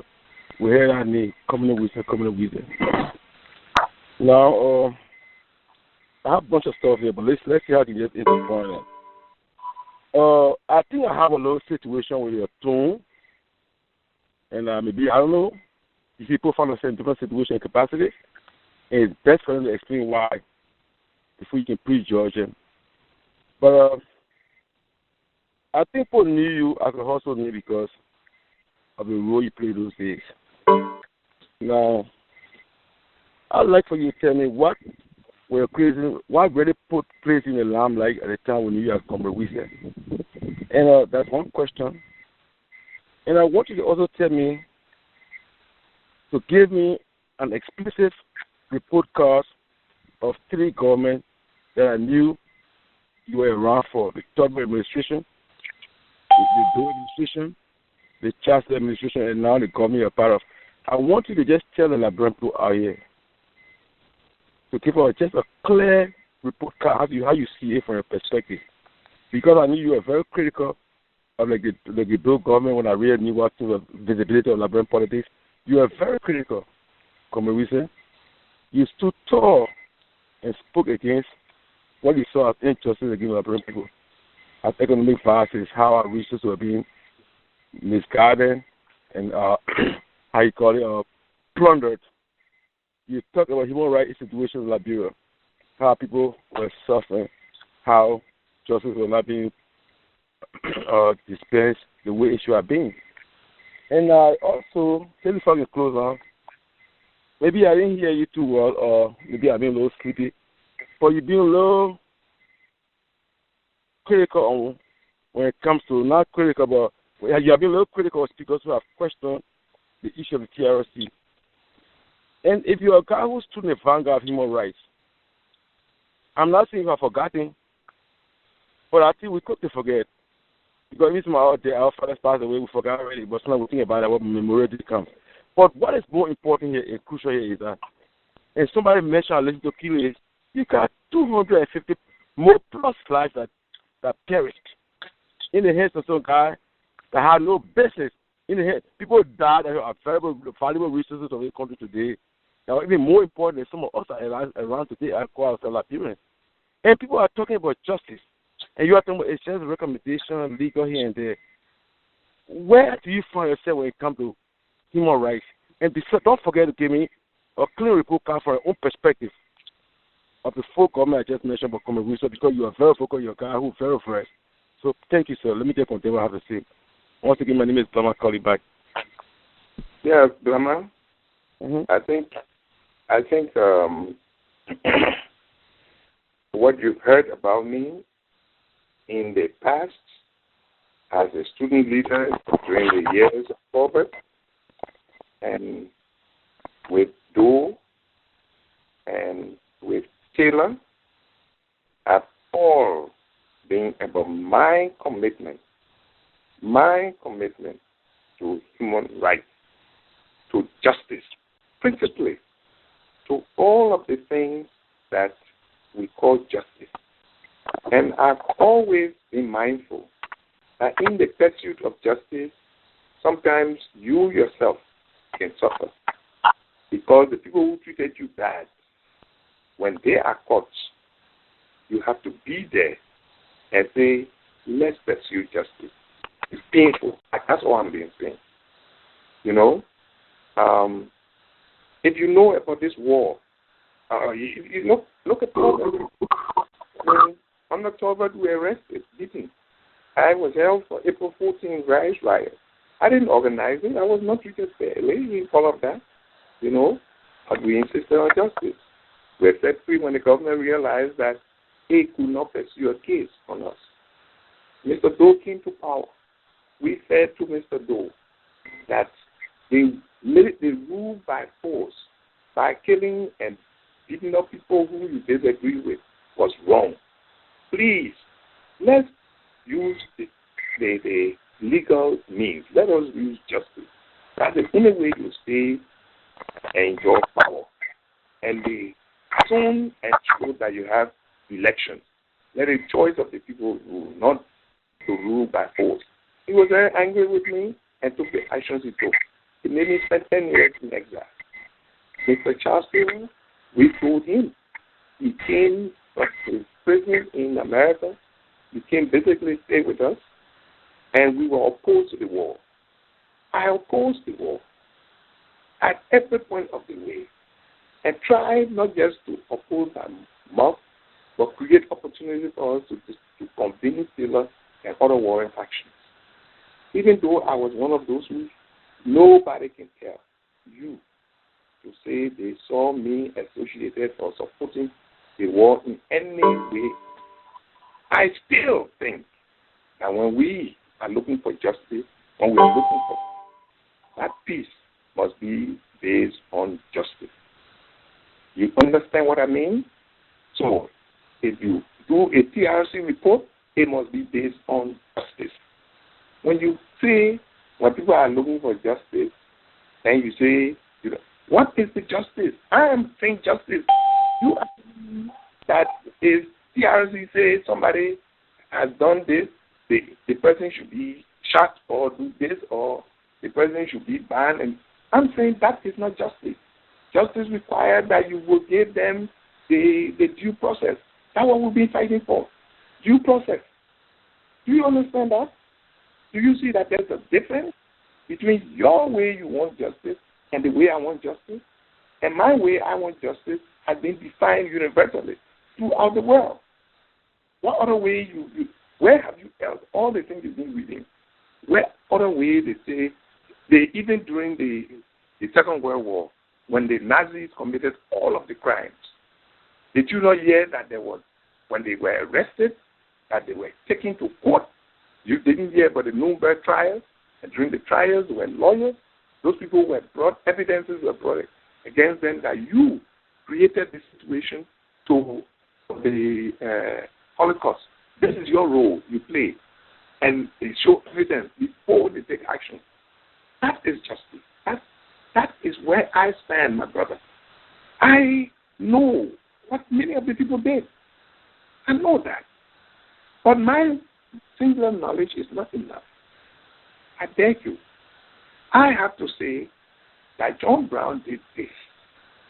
For example, when I went for a TRS hearing, I recall that on 7 days, those he brought a skull and showed it to me and said, this is Dole's skull.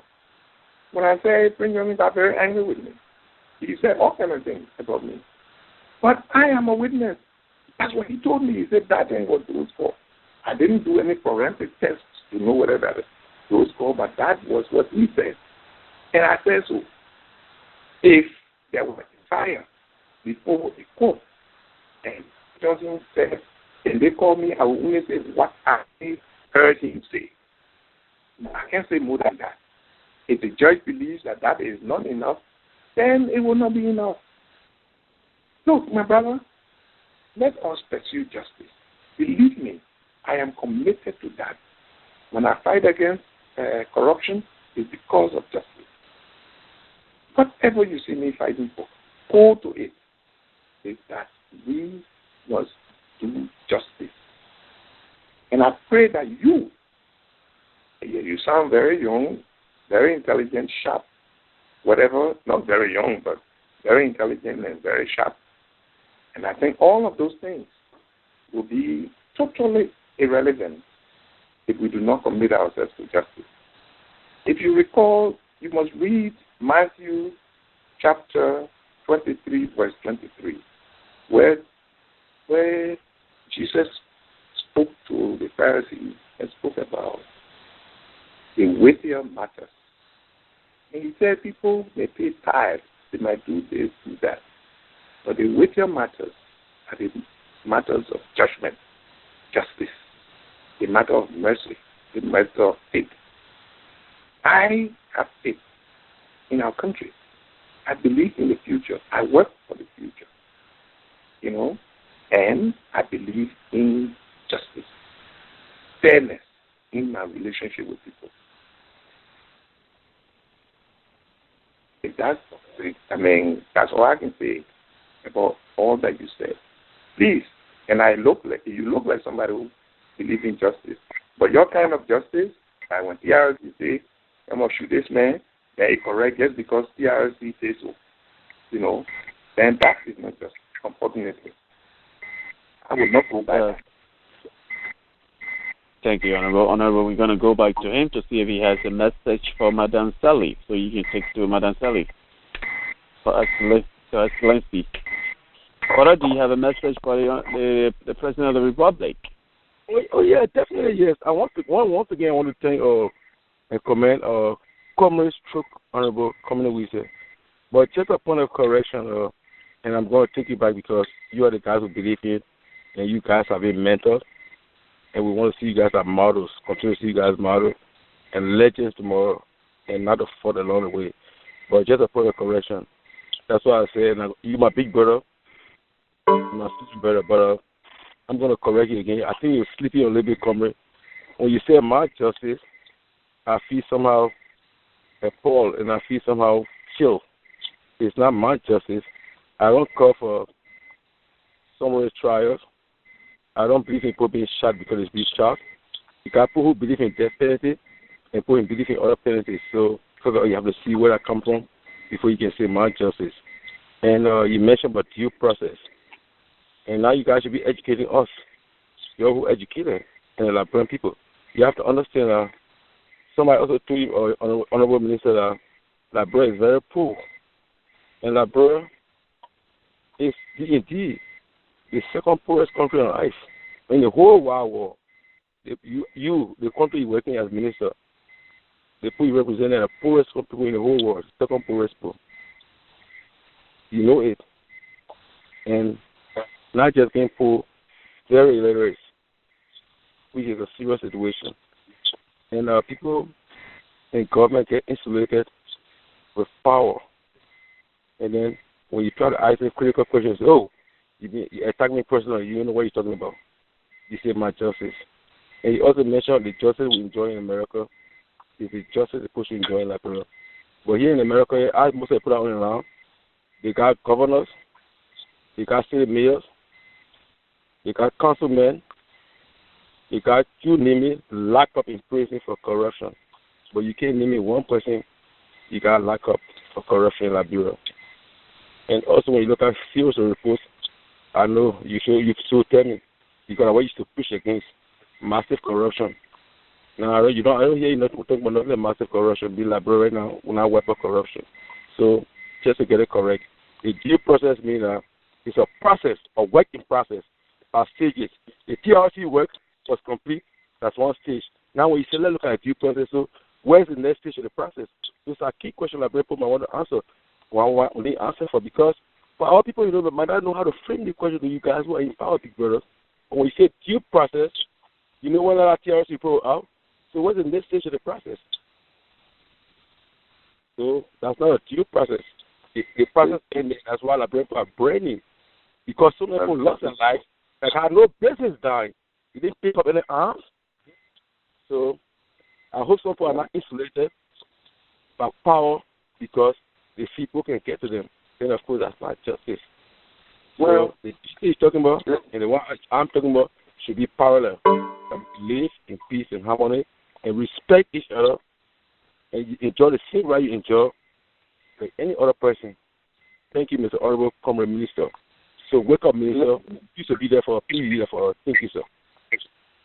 Well, let me say quickly that I think, again, this is not going to be, it shouldn't be unnecessarily sentimental.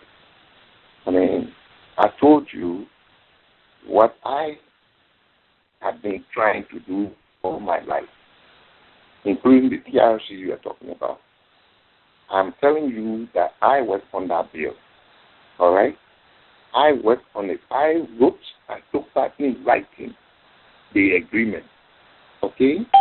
Now, okay, throughout the period I was even in the transitional legislature, the things that I did was about promoting justice in our country. And that's what I'm doing today. It is sad if you have people that you ought to believe in just because they are in the government, so they must be wrong. Then we'll never go anywhere. We have to help straighten each other in many ways. So the only time that it's going to be good if you were minister, the fact that I am, or that Kobe Woods or anything, then immediately we are wrong. Because we said that it was wrong, that certain things were wrong. But judge me from what I said before and what I do now. All the corruption things you've been hearing, but you saw me, you see me, that this is what I've been doing. Anything you read have been proven to be lies. Like when what they call him, when Molu was at the place there. Yeah, he bring us out one day and said, me and my wife stole $186,000 and from Nigeria County to the phone. I put it in the newspaper. When we call them, where you got this information from? They never responded. So the thing is, we just have to be sure because we said something and we are in the government. I want to let you know that we are in the government to ensure that the things we believe in will be enforced. And one of them is justice. It is justice. It is not that anyone can come and say something about another person and go scot-free without proving it. I will be there, and I will be this. That person prove it, even if it is my enemy, even if the thing said I would benefit me, so long as it is something that will take somebody's life or that will deny somebody certain liberty, I will insist that the person be given justice as provided for in the law. That was the intent of the PRC. It was not for wish consent. I just told you that there were some people who were giving this PRC thing not based on the fact that they were giving hearing. But the PRC said, I even talking about the due process. They didn't even appear. So the PRC put it to name directly, give them 30 years because they believe that the person should not participate in the political process. Well, I said, what's that say? Oh, come on. Please. You know, unless you didn't understand what I stood for before. And if you didn't understand, I'm still standing for it. Justice for all men and women. Thank you, Honorable Commany B Wesseh, Minister without portfolio, Minister of State for Presidential Affairs. Honorable, we have a lot of people on the line, so please try to condense it a little bit because we want to make sure we take out of our callers tonight. We have 126 right now. So next caller is going to be caller 3233. Your name and where you calling from? Yes, this is Rick calling from Philadelphia. I just arrived down here not too long ago. Mr. Wesseh, I know that you work for Center of Democratic Empowerment, and you guys have big values and principles and all of those good stuff that you guys want to see in government institutions and in people.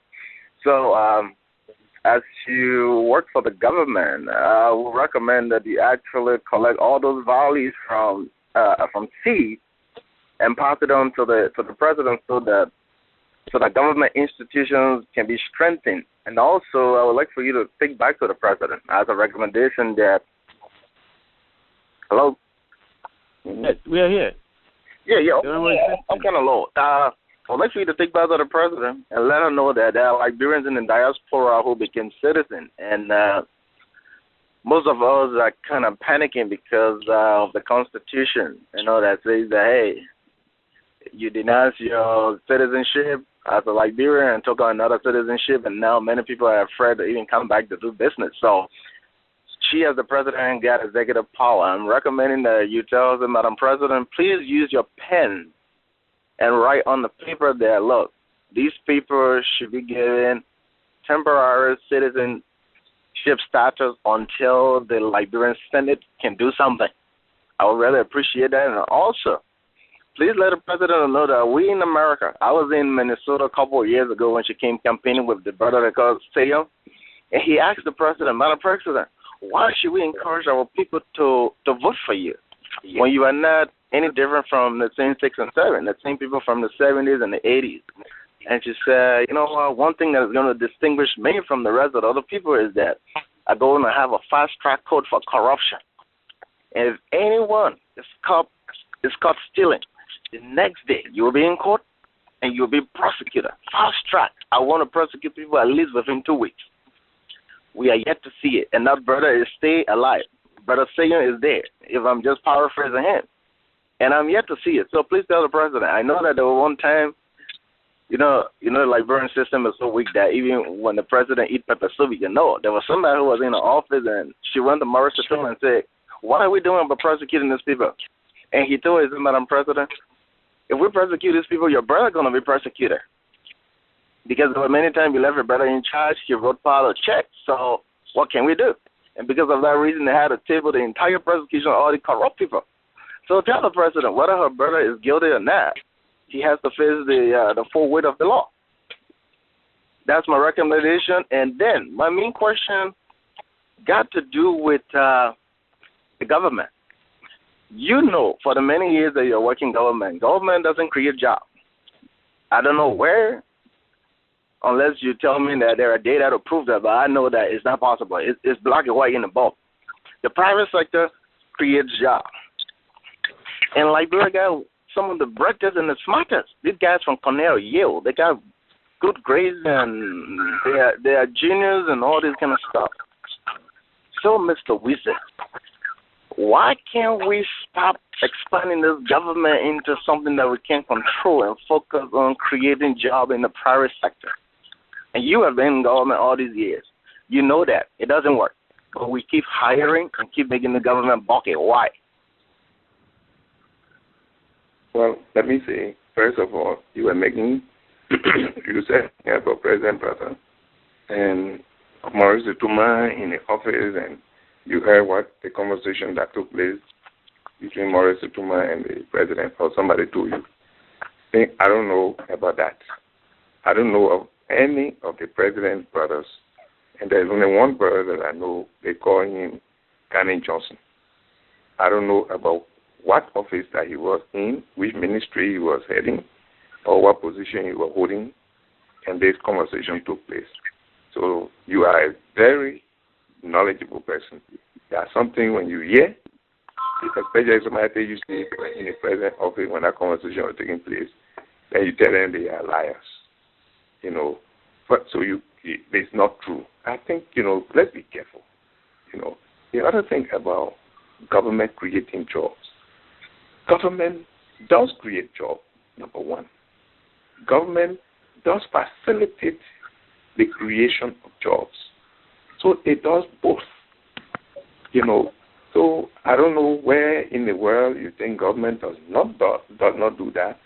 And if you see all the $6 billion that we think investment has come to Liberia, it is about creating jobs. This is a country where there was over 85% unemployed. And today, that figure has decreased significantly. Some people, when they do the statistics, they give the figure even lower. All that we want is to ensure that you, for example, there's nothing wrong with you creating, and there are other people from Ghana, from other, even Liberians today. There are many Liberians who have created job opportunities in Liberia. They got businesses that are working. I should let you know, as a young Liberian, on June 5th, you probably, maybe you didn't hear it because it wasn't publicized. But if you buy the next magazine, the next Forbes magazine, the Forbes magazine that can announce rich people, organized a special meeting at the UN on the 5th of June. I was one of 3 people accompanying the president of Liberia to that meeting. Bill Gates, Warren Buffett, the richest of the rich, about 161 billionaires were in that meeting. The richest of the rich in the world were in that meeting. In that meeting, they dedicated to Liberia. They said they want to support Liberia through philanthropy. But this one, they didn't say they will come and invest their money inside Liberia and this, but rather they will support Liberian institutions that will create jobs, not for Bill Gates to make profit or Warren to make profit, but rather those Liberian, and they selected 3 Liberian institutions. One of them is a young Liberian who is doing T-shirt and jean making business, where he's training women to do this. So he trained 300 women, including employed 300 women, most of them from West Point. And they are going to, he said he wanted $3 million to advance his business. I can tell you that boy secured the $300 million. This young man, in Monrovia, if you hear about one business called Liberty and Justice Business, now there's Johansson building in the back there, set up a whole factory where they're doing this thing. And because of the high power electricity and stuff like that, they move most of the company to Ghana. So I'm saying that Liberians are doing things, and the world is noticing some of them. I was so proud that these billionaires will say they're committing their philanthropy, their goodness of heart. Warren Buffett's son, Peter Buffett, and his wife have been to Liberia 3 times. He said he will help me. They're doing easy things in the country. The more of us who take on initiatives in the United States, link up with these right people, right organizations, will take money, will get money to provide jobs in Liberia. What the government is doing, and that's what Ellen Johnson Sirleaf and those of us who were in that meeting did, keep talking about Liberians and say, please help our Liberians. Partner with them or make your philanthropy to support what they call impact investment, to support Liberians who are involved in some business that is bringing profit to themselves, their community, and training people. That's all I have to say. Thank you, Honorable Minister of Respect, Minister of Portfolio. Honorable Minister, I don't know, we can go up to 11 because almost it's after your time. So I don't know if that will be okay with you. We have a lot of people still on the line. No, D-Flow, when we talked, I had said I will manage about 1 hour. I have canceled a meeting that I was supposed to be in an hour ago. I've been with you for 2 hours, 20 minutes. Let's take 2 more, sir. Let me give you 10 minutes. Okay. And I hope I did all this so nobody can say I was running for any question. They got a follow-up, gentlemen. Absolutely right. You spend a lot of time with us. That's good enough. So let's go for 10 more minutes, sir. Good. Okay, let's take the next one. The next one will be called 6054. Your name and where you calling from? Thank you. I'm calling from Maryland. My concern has to do with I just want to thank the minister for all his time. I know you got to run, but it has to do with dual citizenship. His office, as he explained to us, has to do with a supporting arm to the president. Where do they stand on the issue of dual citizenship? Why do they consider in the president's office as an advantage and disadvantage of the dual citizenship, for which it has been an argument? And his office, had they done any research to tell us what the president stand and what they think about it on dual citizenship? And that's it, sir. Thank you. Well, on the issue of dual citizenship, if your delegation led by Mr. Wesseh and Commany and the others who came from other parts of Africa, and I think somebody was in the UK when they came to Nigeria, they will tell you that we work very closely together. I play host to them. I arranged a meeting for them to meet with the president. And the president was very clear that she has stated it before, that she supports that Liberians should not be denied participating in the development of their country, that they must not be denied performing all of the roles of a full citizen, notwithstanding what other citizenship that they have taken. But the president is the president. The president knows that there are some things that are influenced by law, by constitution. But in terms of our own understanding and my understanding is that no Liberian should be denied full enjoyment of the rights of a citizen of our country. I think, as I have indicated to some people,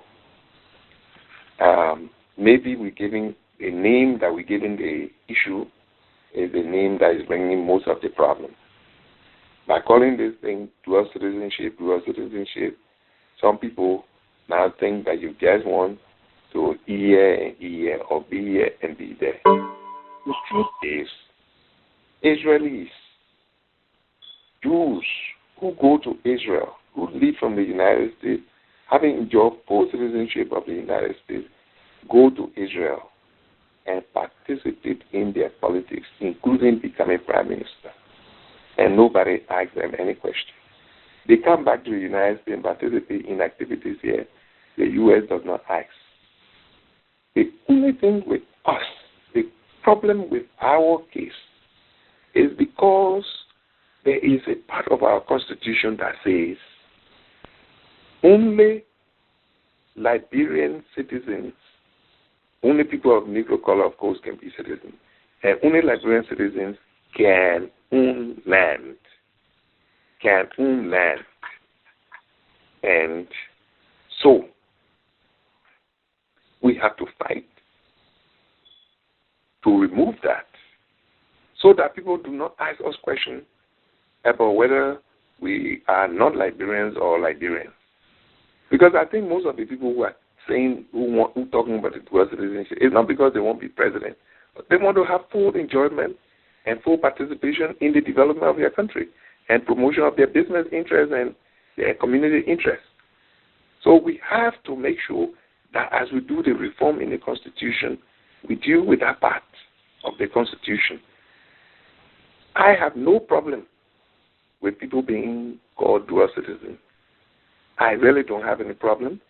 And many of you need to know that in my office, we have set up with the funding of the World Bank a Diaspora Affairs Office. This is to help, and the job, 3 positions are being advertised and paid by the World Bank. And when you see the advert, please apply for it if you are qualified Liberians. One of the positions is international, for international. So even if you are U.S. citizenship and meet the qualification, please apply. Don't be afraid. I will not deny anybody that competition. But you have to be qualified now because it's World Bank supervised thing. You'll be. But I have argued with the World Bank that the 3 other positions must be given to Liberians, whether they are based in the United States or in Liberia. So you have a chance. In fact, the last time the president and I talked, she directed that I should make sure that the director, the project manager, is somebody who is coming from the diaspora, who has an appreciation of the diaspora problems, so that when you're working in our office, you will follow up on issues that is of concern to Liberian diaspora. So that's what I want to say. I support fully the debate in favor of Liberians having full right to participate in the development of our country, whether be having the taking of American citizenship or not. That's what I have to say. I take the last question. Okay, so the Honorable said he's going to take one more, so this is going to be a tough one. We got a lot of people in the question area, so we just going to take the last one. Yes. Mr. can I come in? Yes, go ahead, caller. What's your name and where you calling from? Emmanuel Wetty. Okay, go ahead, sir. Yeah, Mr. Minister, I want to say thank you very much. Everything you say here are very true. We want to report here that Minister Wesseh was very, very helpful when our delegation was in Liberia. He met with us, and we had a very good time. He made the position that he made, and it was through his offices that we met the president, and the president pledged support. And we came back on this very show. We made a report on the good work and working relationship between Commany Minister Wesseh and ourselves. So, Minister Wesseh, we want to say on behalf of all our Brent Conference Leadership, thank you very much for your support, and we want to say please extend our tender appreciation to the President and for your support and direction in this effort. So, I will be calling you, we'll be talking, but again, I want to say thank you for everything that you did for us, and thank you for your support and your continued support in this endeavor. Okay, we're going to take the last call. The last call is going to come from caller 2879. Your name and where you calling from. Briefly, please. Hello, Honorable Minister. How you doing? This is Julius K. Bamto, calling from Providence, Rhode Island. Thank you. All right. I was working at the Ministry of Foreign Affairs at the time you were Deputy Minister for International Cooperation. And as I've been listening to you tonight, I want to ask you a few questions. I'm just sorry that I'm the last person, but I think God knows the reason why. I see you as an affiliate, not only affiliate, but a member of the ruling Unity Party. The party that has failed deliberately to reconcile the people of our country. I want to know what is your take as a person who is educated, who has some legal background, for a president, for a government to arrest peaceful citizens without no due process, and up to person having them still on custody without any due process. I want to know actually what is your take? How do you see that? The peace that Liberia long yearned for, the peace that we have cried for, the peace that we have suffered for, the peace that our brothers, our mothers, our sisters have died for. Should we retrogress? Should we go back to war? Is this what this president is saying? I strongly believe that President Jordan Sirleaf has failed to reconcile the Liberian people. And I always tell people this: if you cannot help me, don't harm me. Let Helen release the Liberians that are in jail.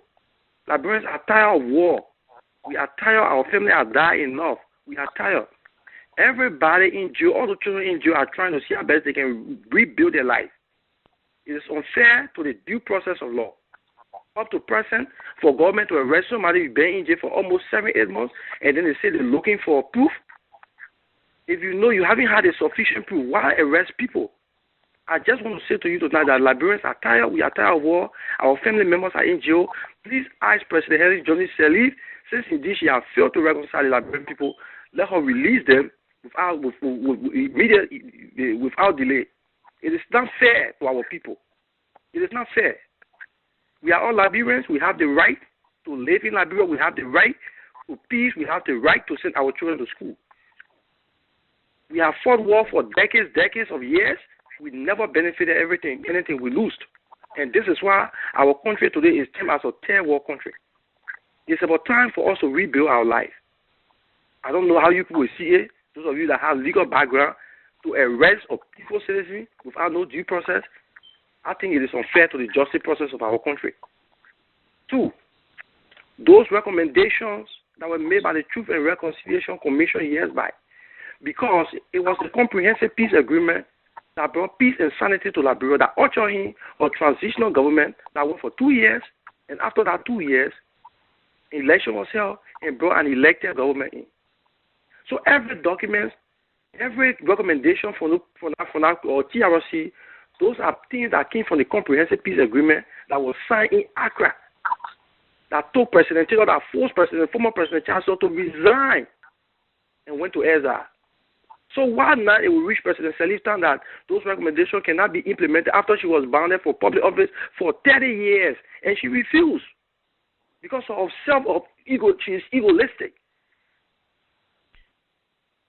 Today, that document is there and almost dying slow death. You people are there that are there advocating, and you are in government and seeing those things happening and not talking. I think it is unfair to our people. Thank you very much. Thank you. I think the Honorable spoke on an issue that he believes in a due process of law. So the TRC report should be carried on to, we should deal with it through the due process of law.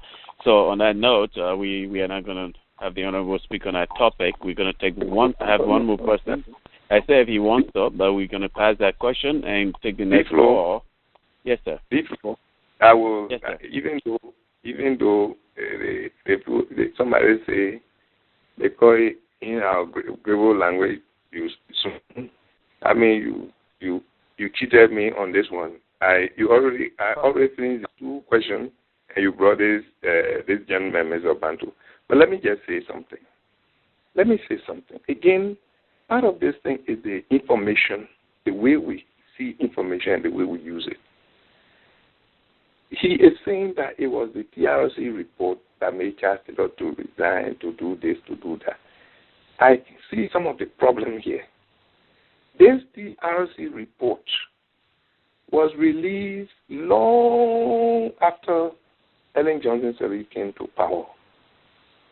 The Comprehensive Peace Agreement that created the TRC report said, on the coming into force, the Constitution of Liberia will come into force on the inauguration of the elected government.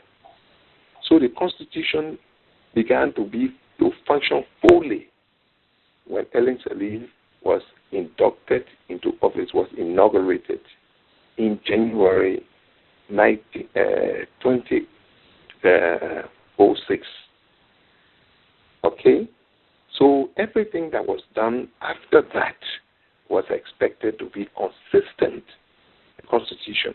The Comprehensive Agreement said anything which was done that was inconsistent with the Constitution will be declared null and void. That was what the Comprehensive Peace Agreement said. So anything that the TRC recommended, I should have mentioned this to the other people, maybe they didn't know that.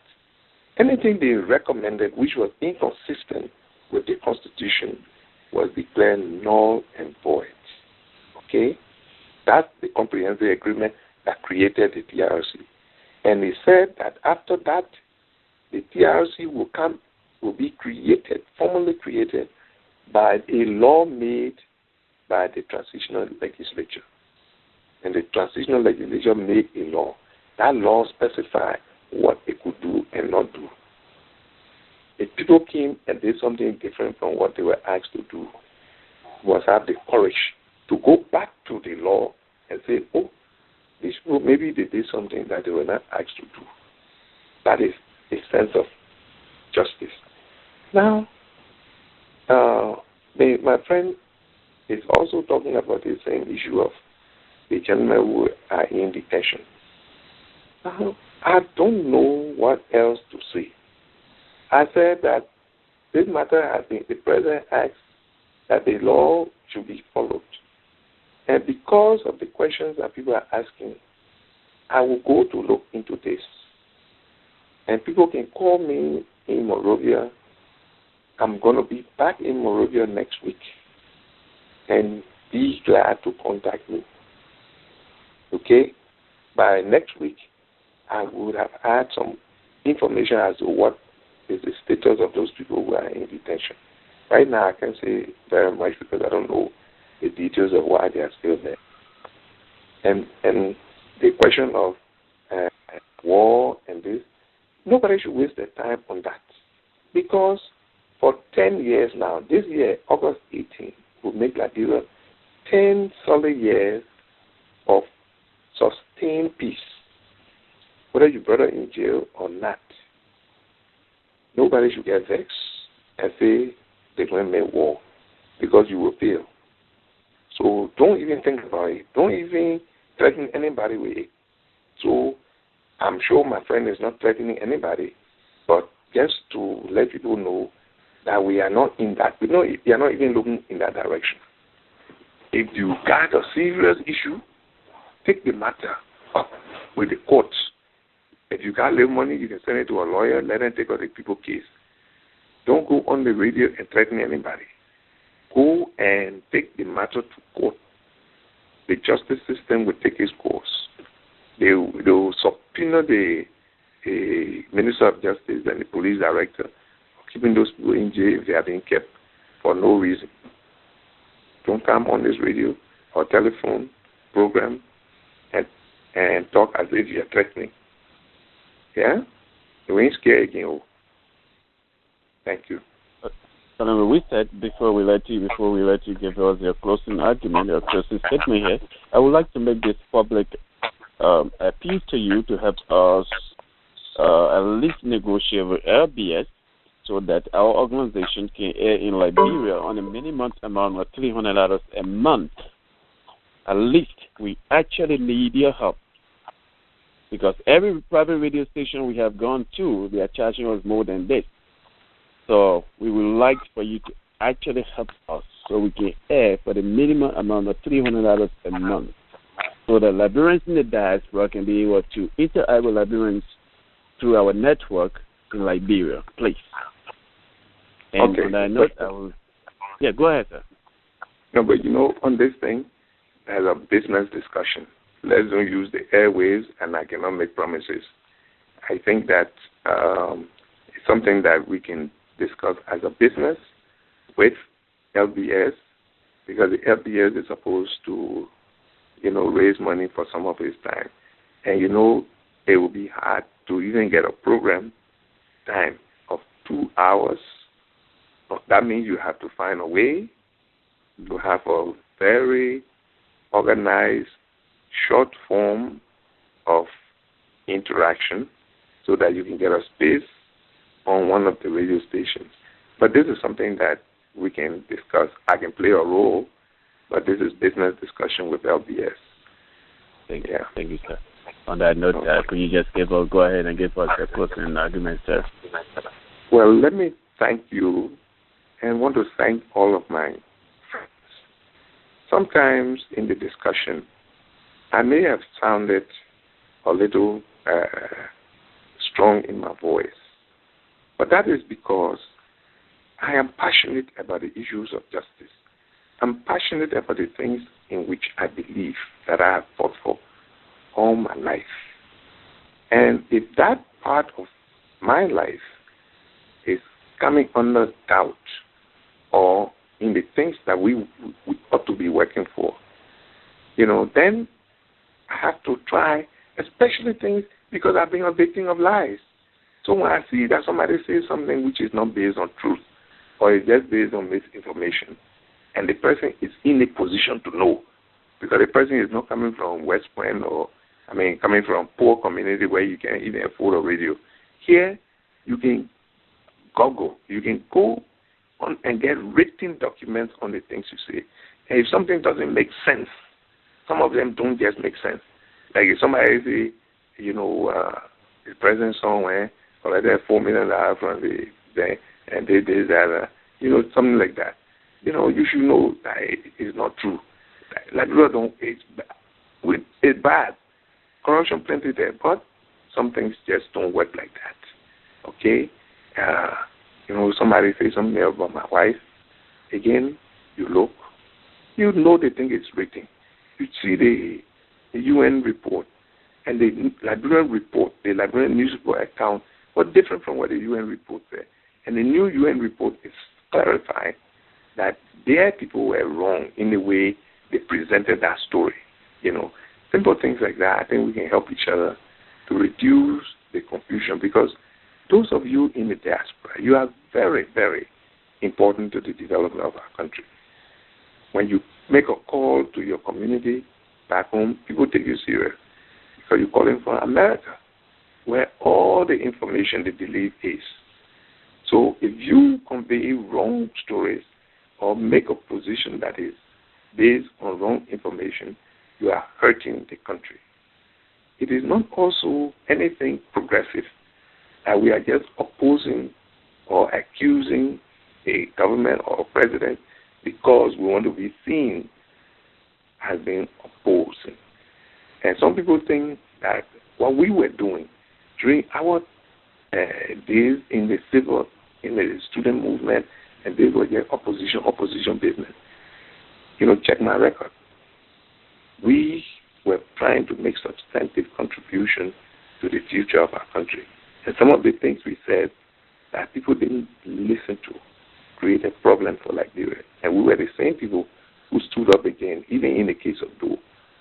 In the case of Etobah, we were the same people to say, no, you can't go just executing people without proper trial, because we believe in justice, or that we oppose child labor as a way to get rid of a regime, no matter how you hate it, is not to organize war that would end up killing so many thousands of people, And today we are saying some people are even justifying that, or they're making comments as if, that war was a justifiable war, So I'm just pleading with everybody that let us continue to make central the things we do by remembering what Jesus says in Matthew 23 about the weightier matters, the issues of justice, good judgment, the issue of mercy, the issue of faith. I think our country is on the road, in spite of the difficulties, in spite of the challenges, in spite of some of the problems and disagreements we have.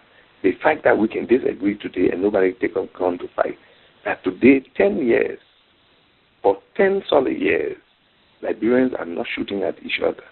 I think we can tap ourselves on the back that our country is on a path of sustained peace, and we must consolidate that peace by the things we do, economic development activities we promote, that we engage in, by the way we promote the transformation using what has been declared as the agenda of transformation and our Vision 2030.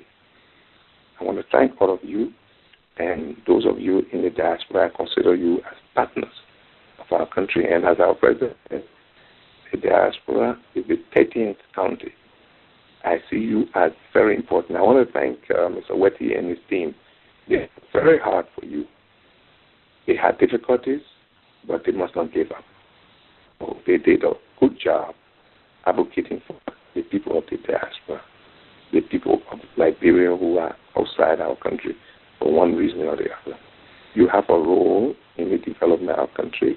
I want to thank each one who asked a question, even if your question was not necessarily with all the facts, but it was a good question nonetheless. Let us continue. Take my number, and I'll be glad to be part of your program, even from Liberia. God bless you all. Thank you, Honorable Commany B Wesseh, Minister with a portfolio, Minister of State for Presidential Affairs. Honorable, we would like to say thank you very much for accepting our invitation in the shortest possible time. It was epic and informative having you on Liberia Destiny Debaters. Wish you good luck, Honorable. Thank you very much again. Good night to every one of you. See you next week.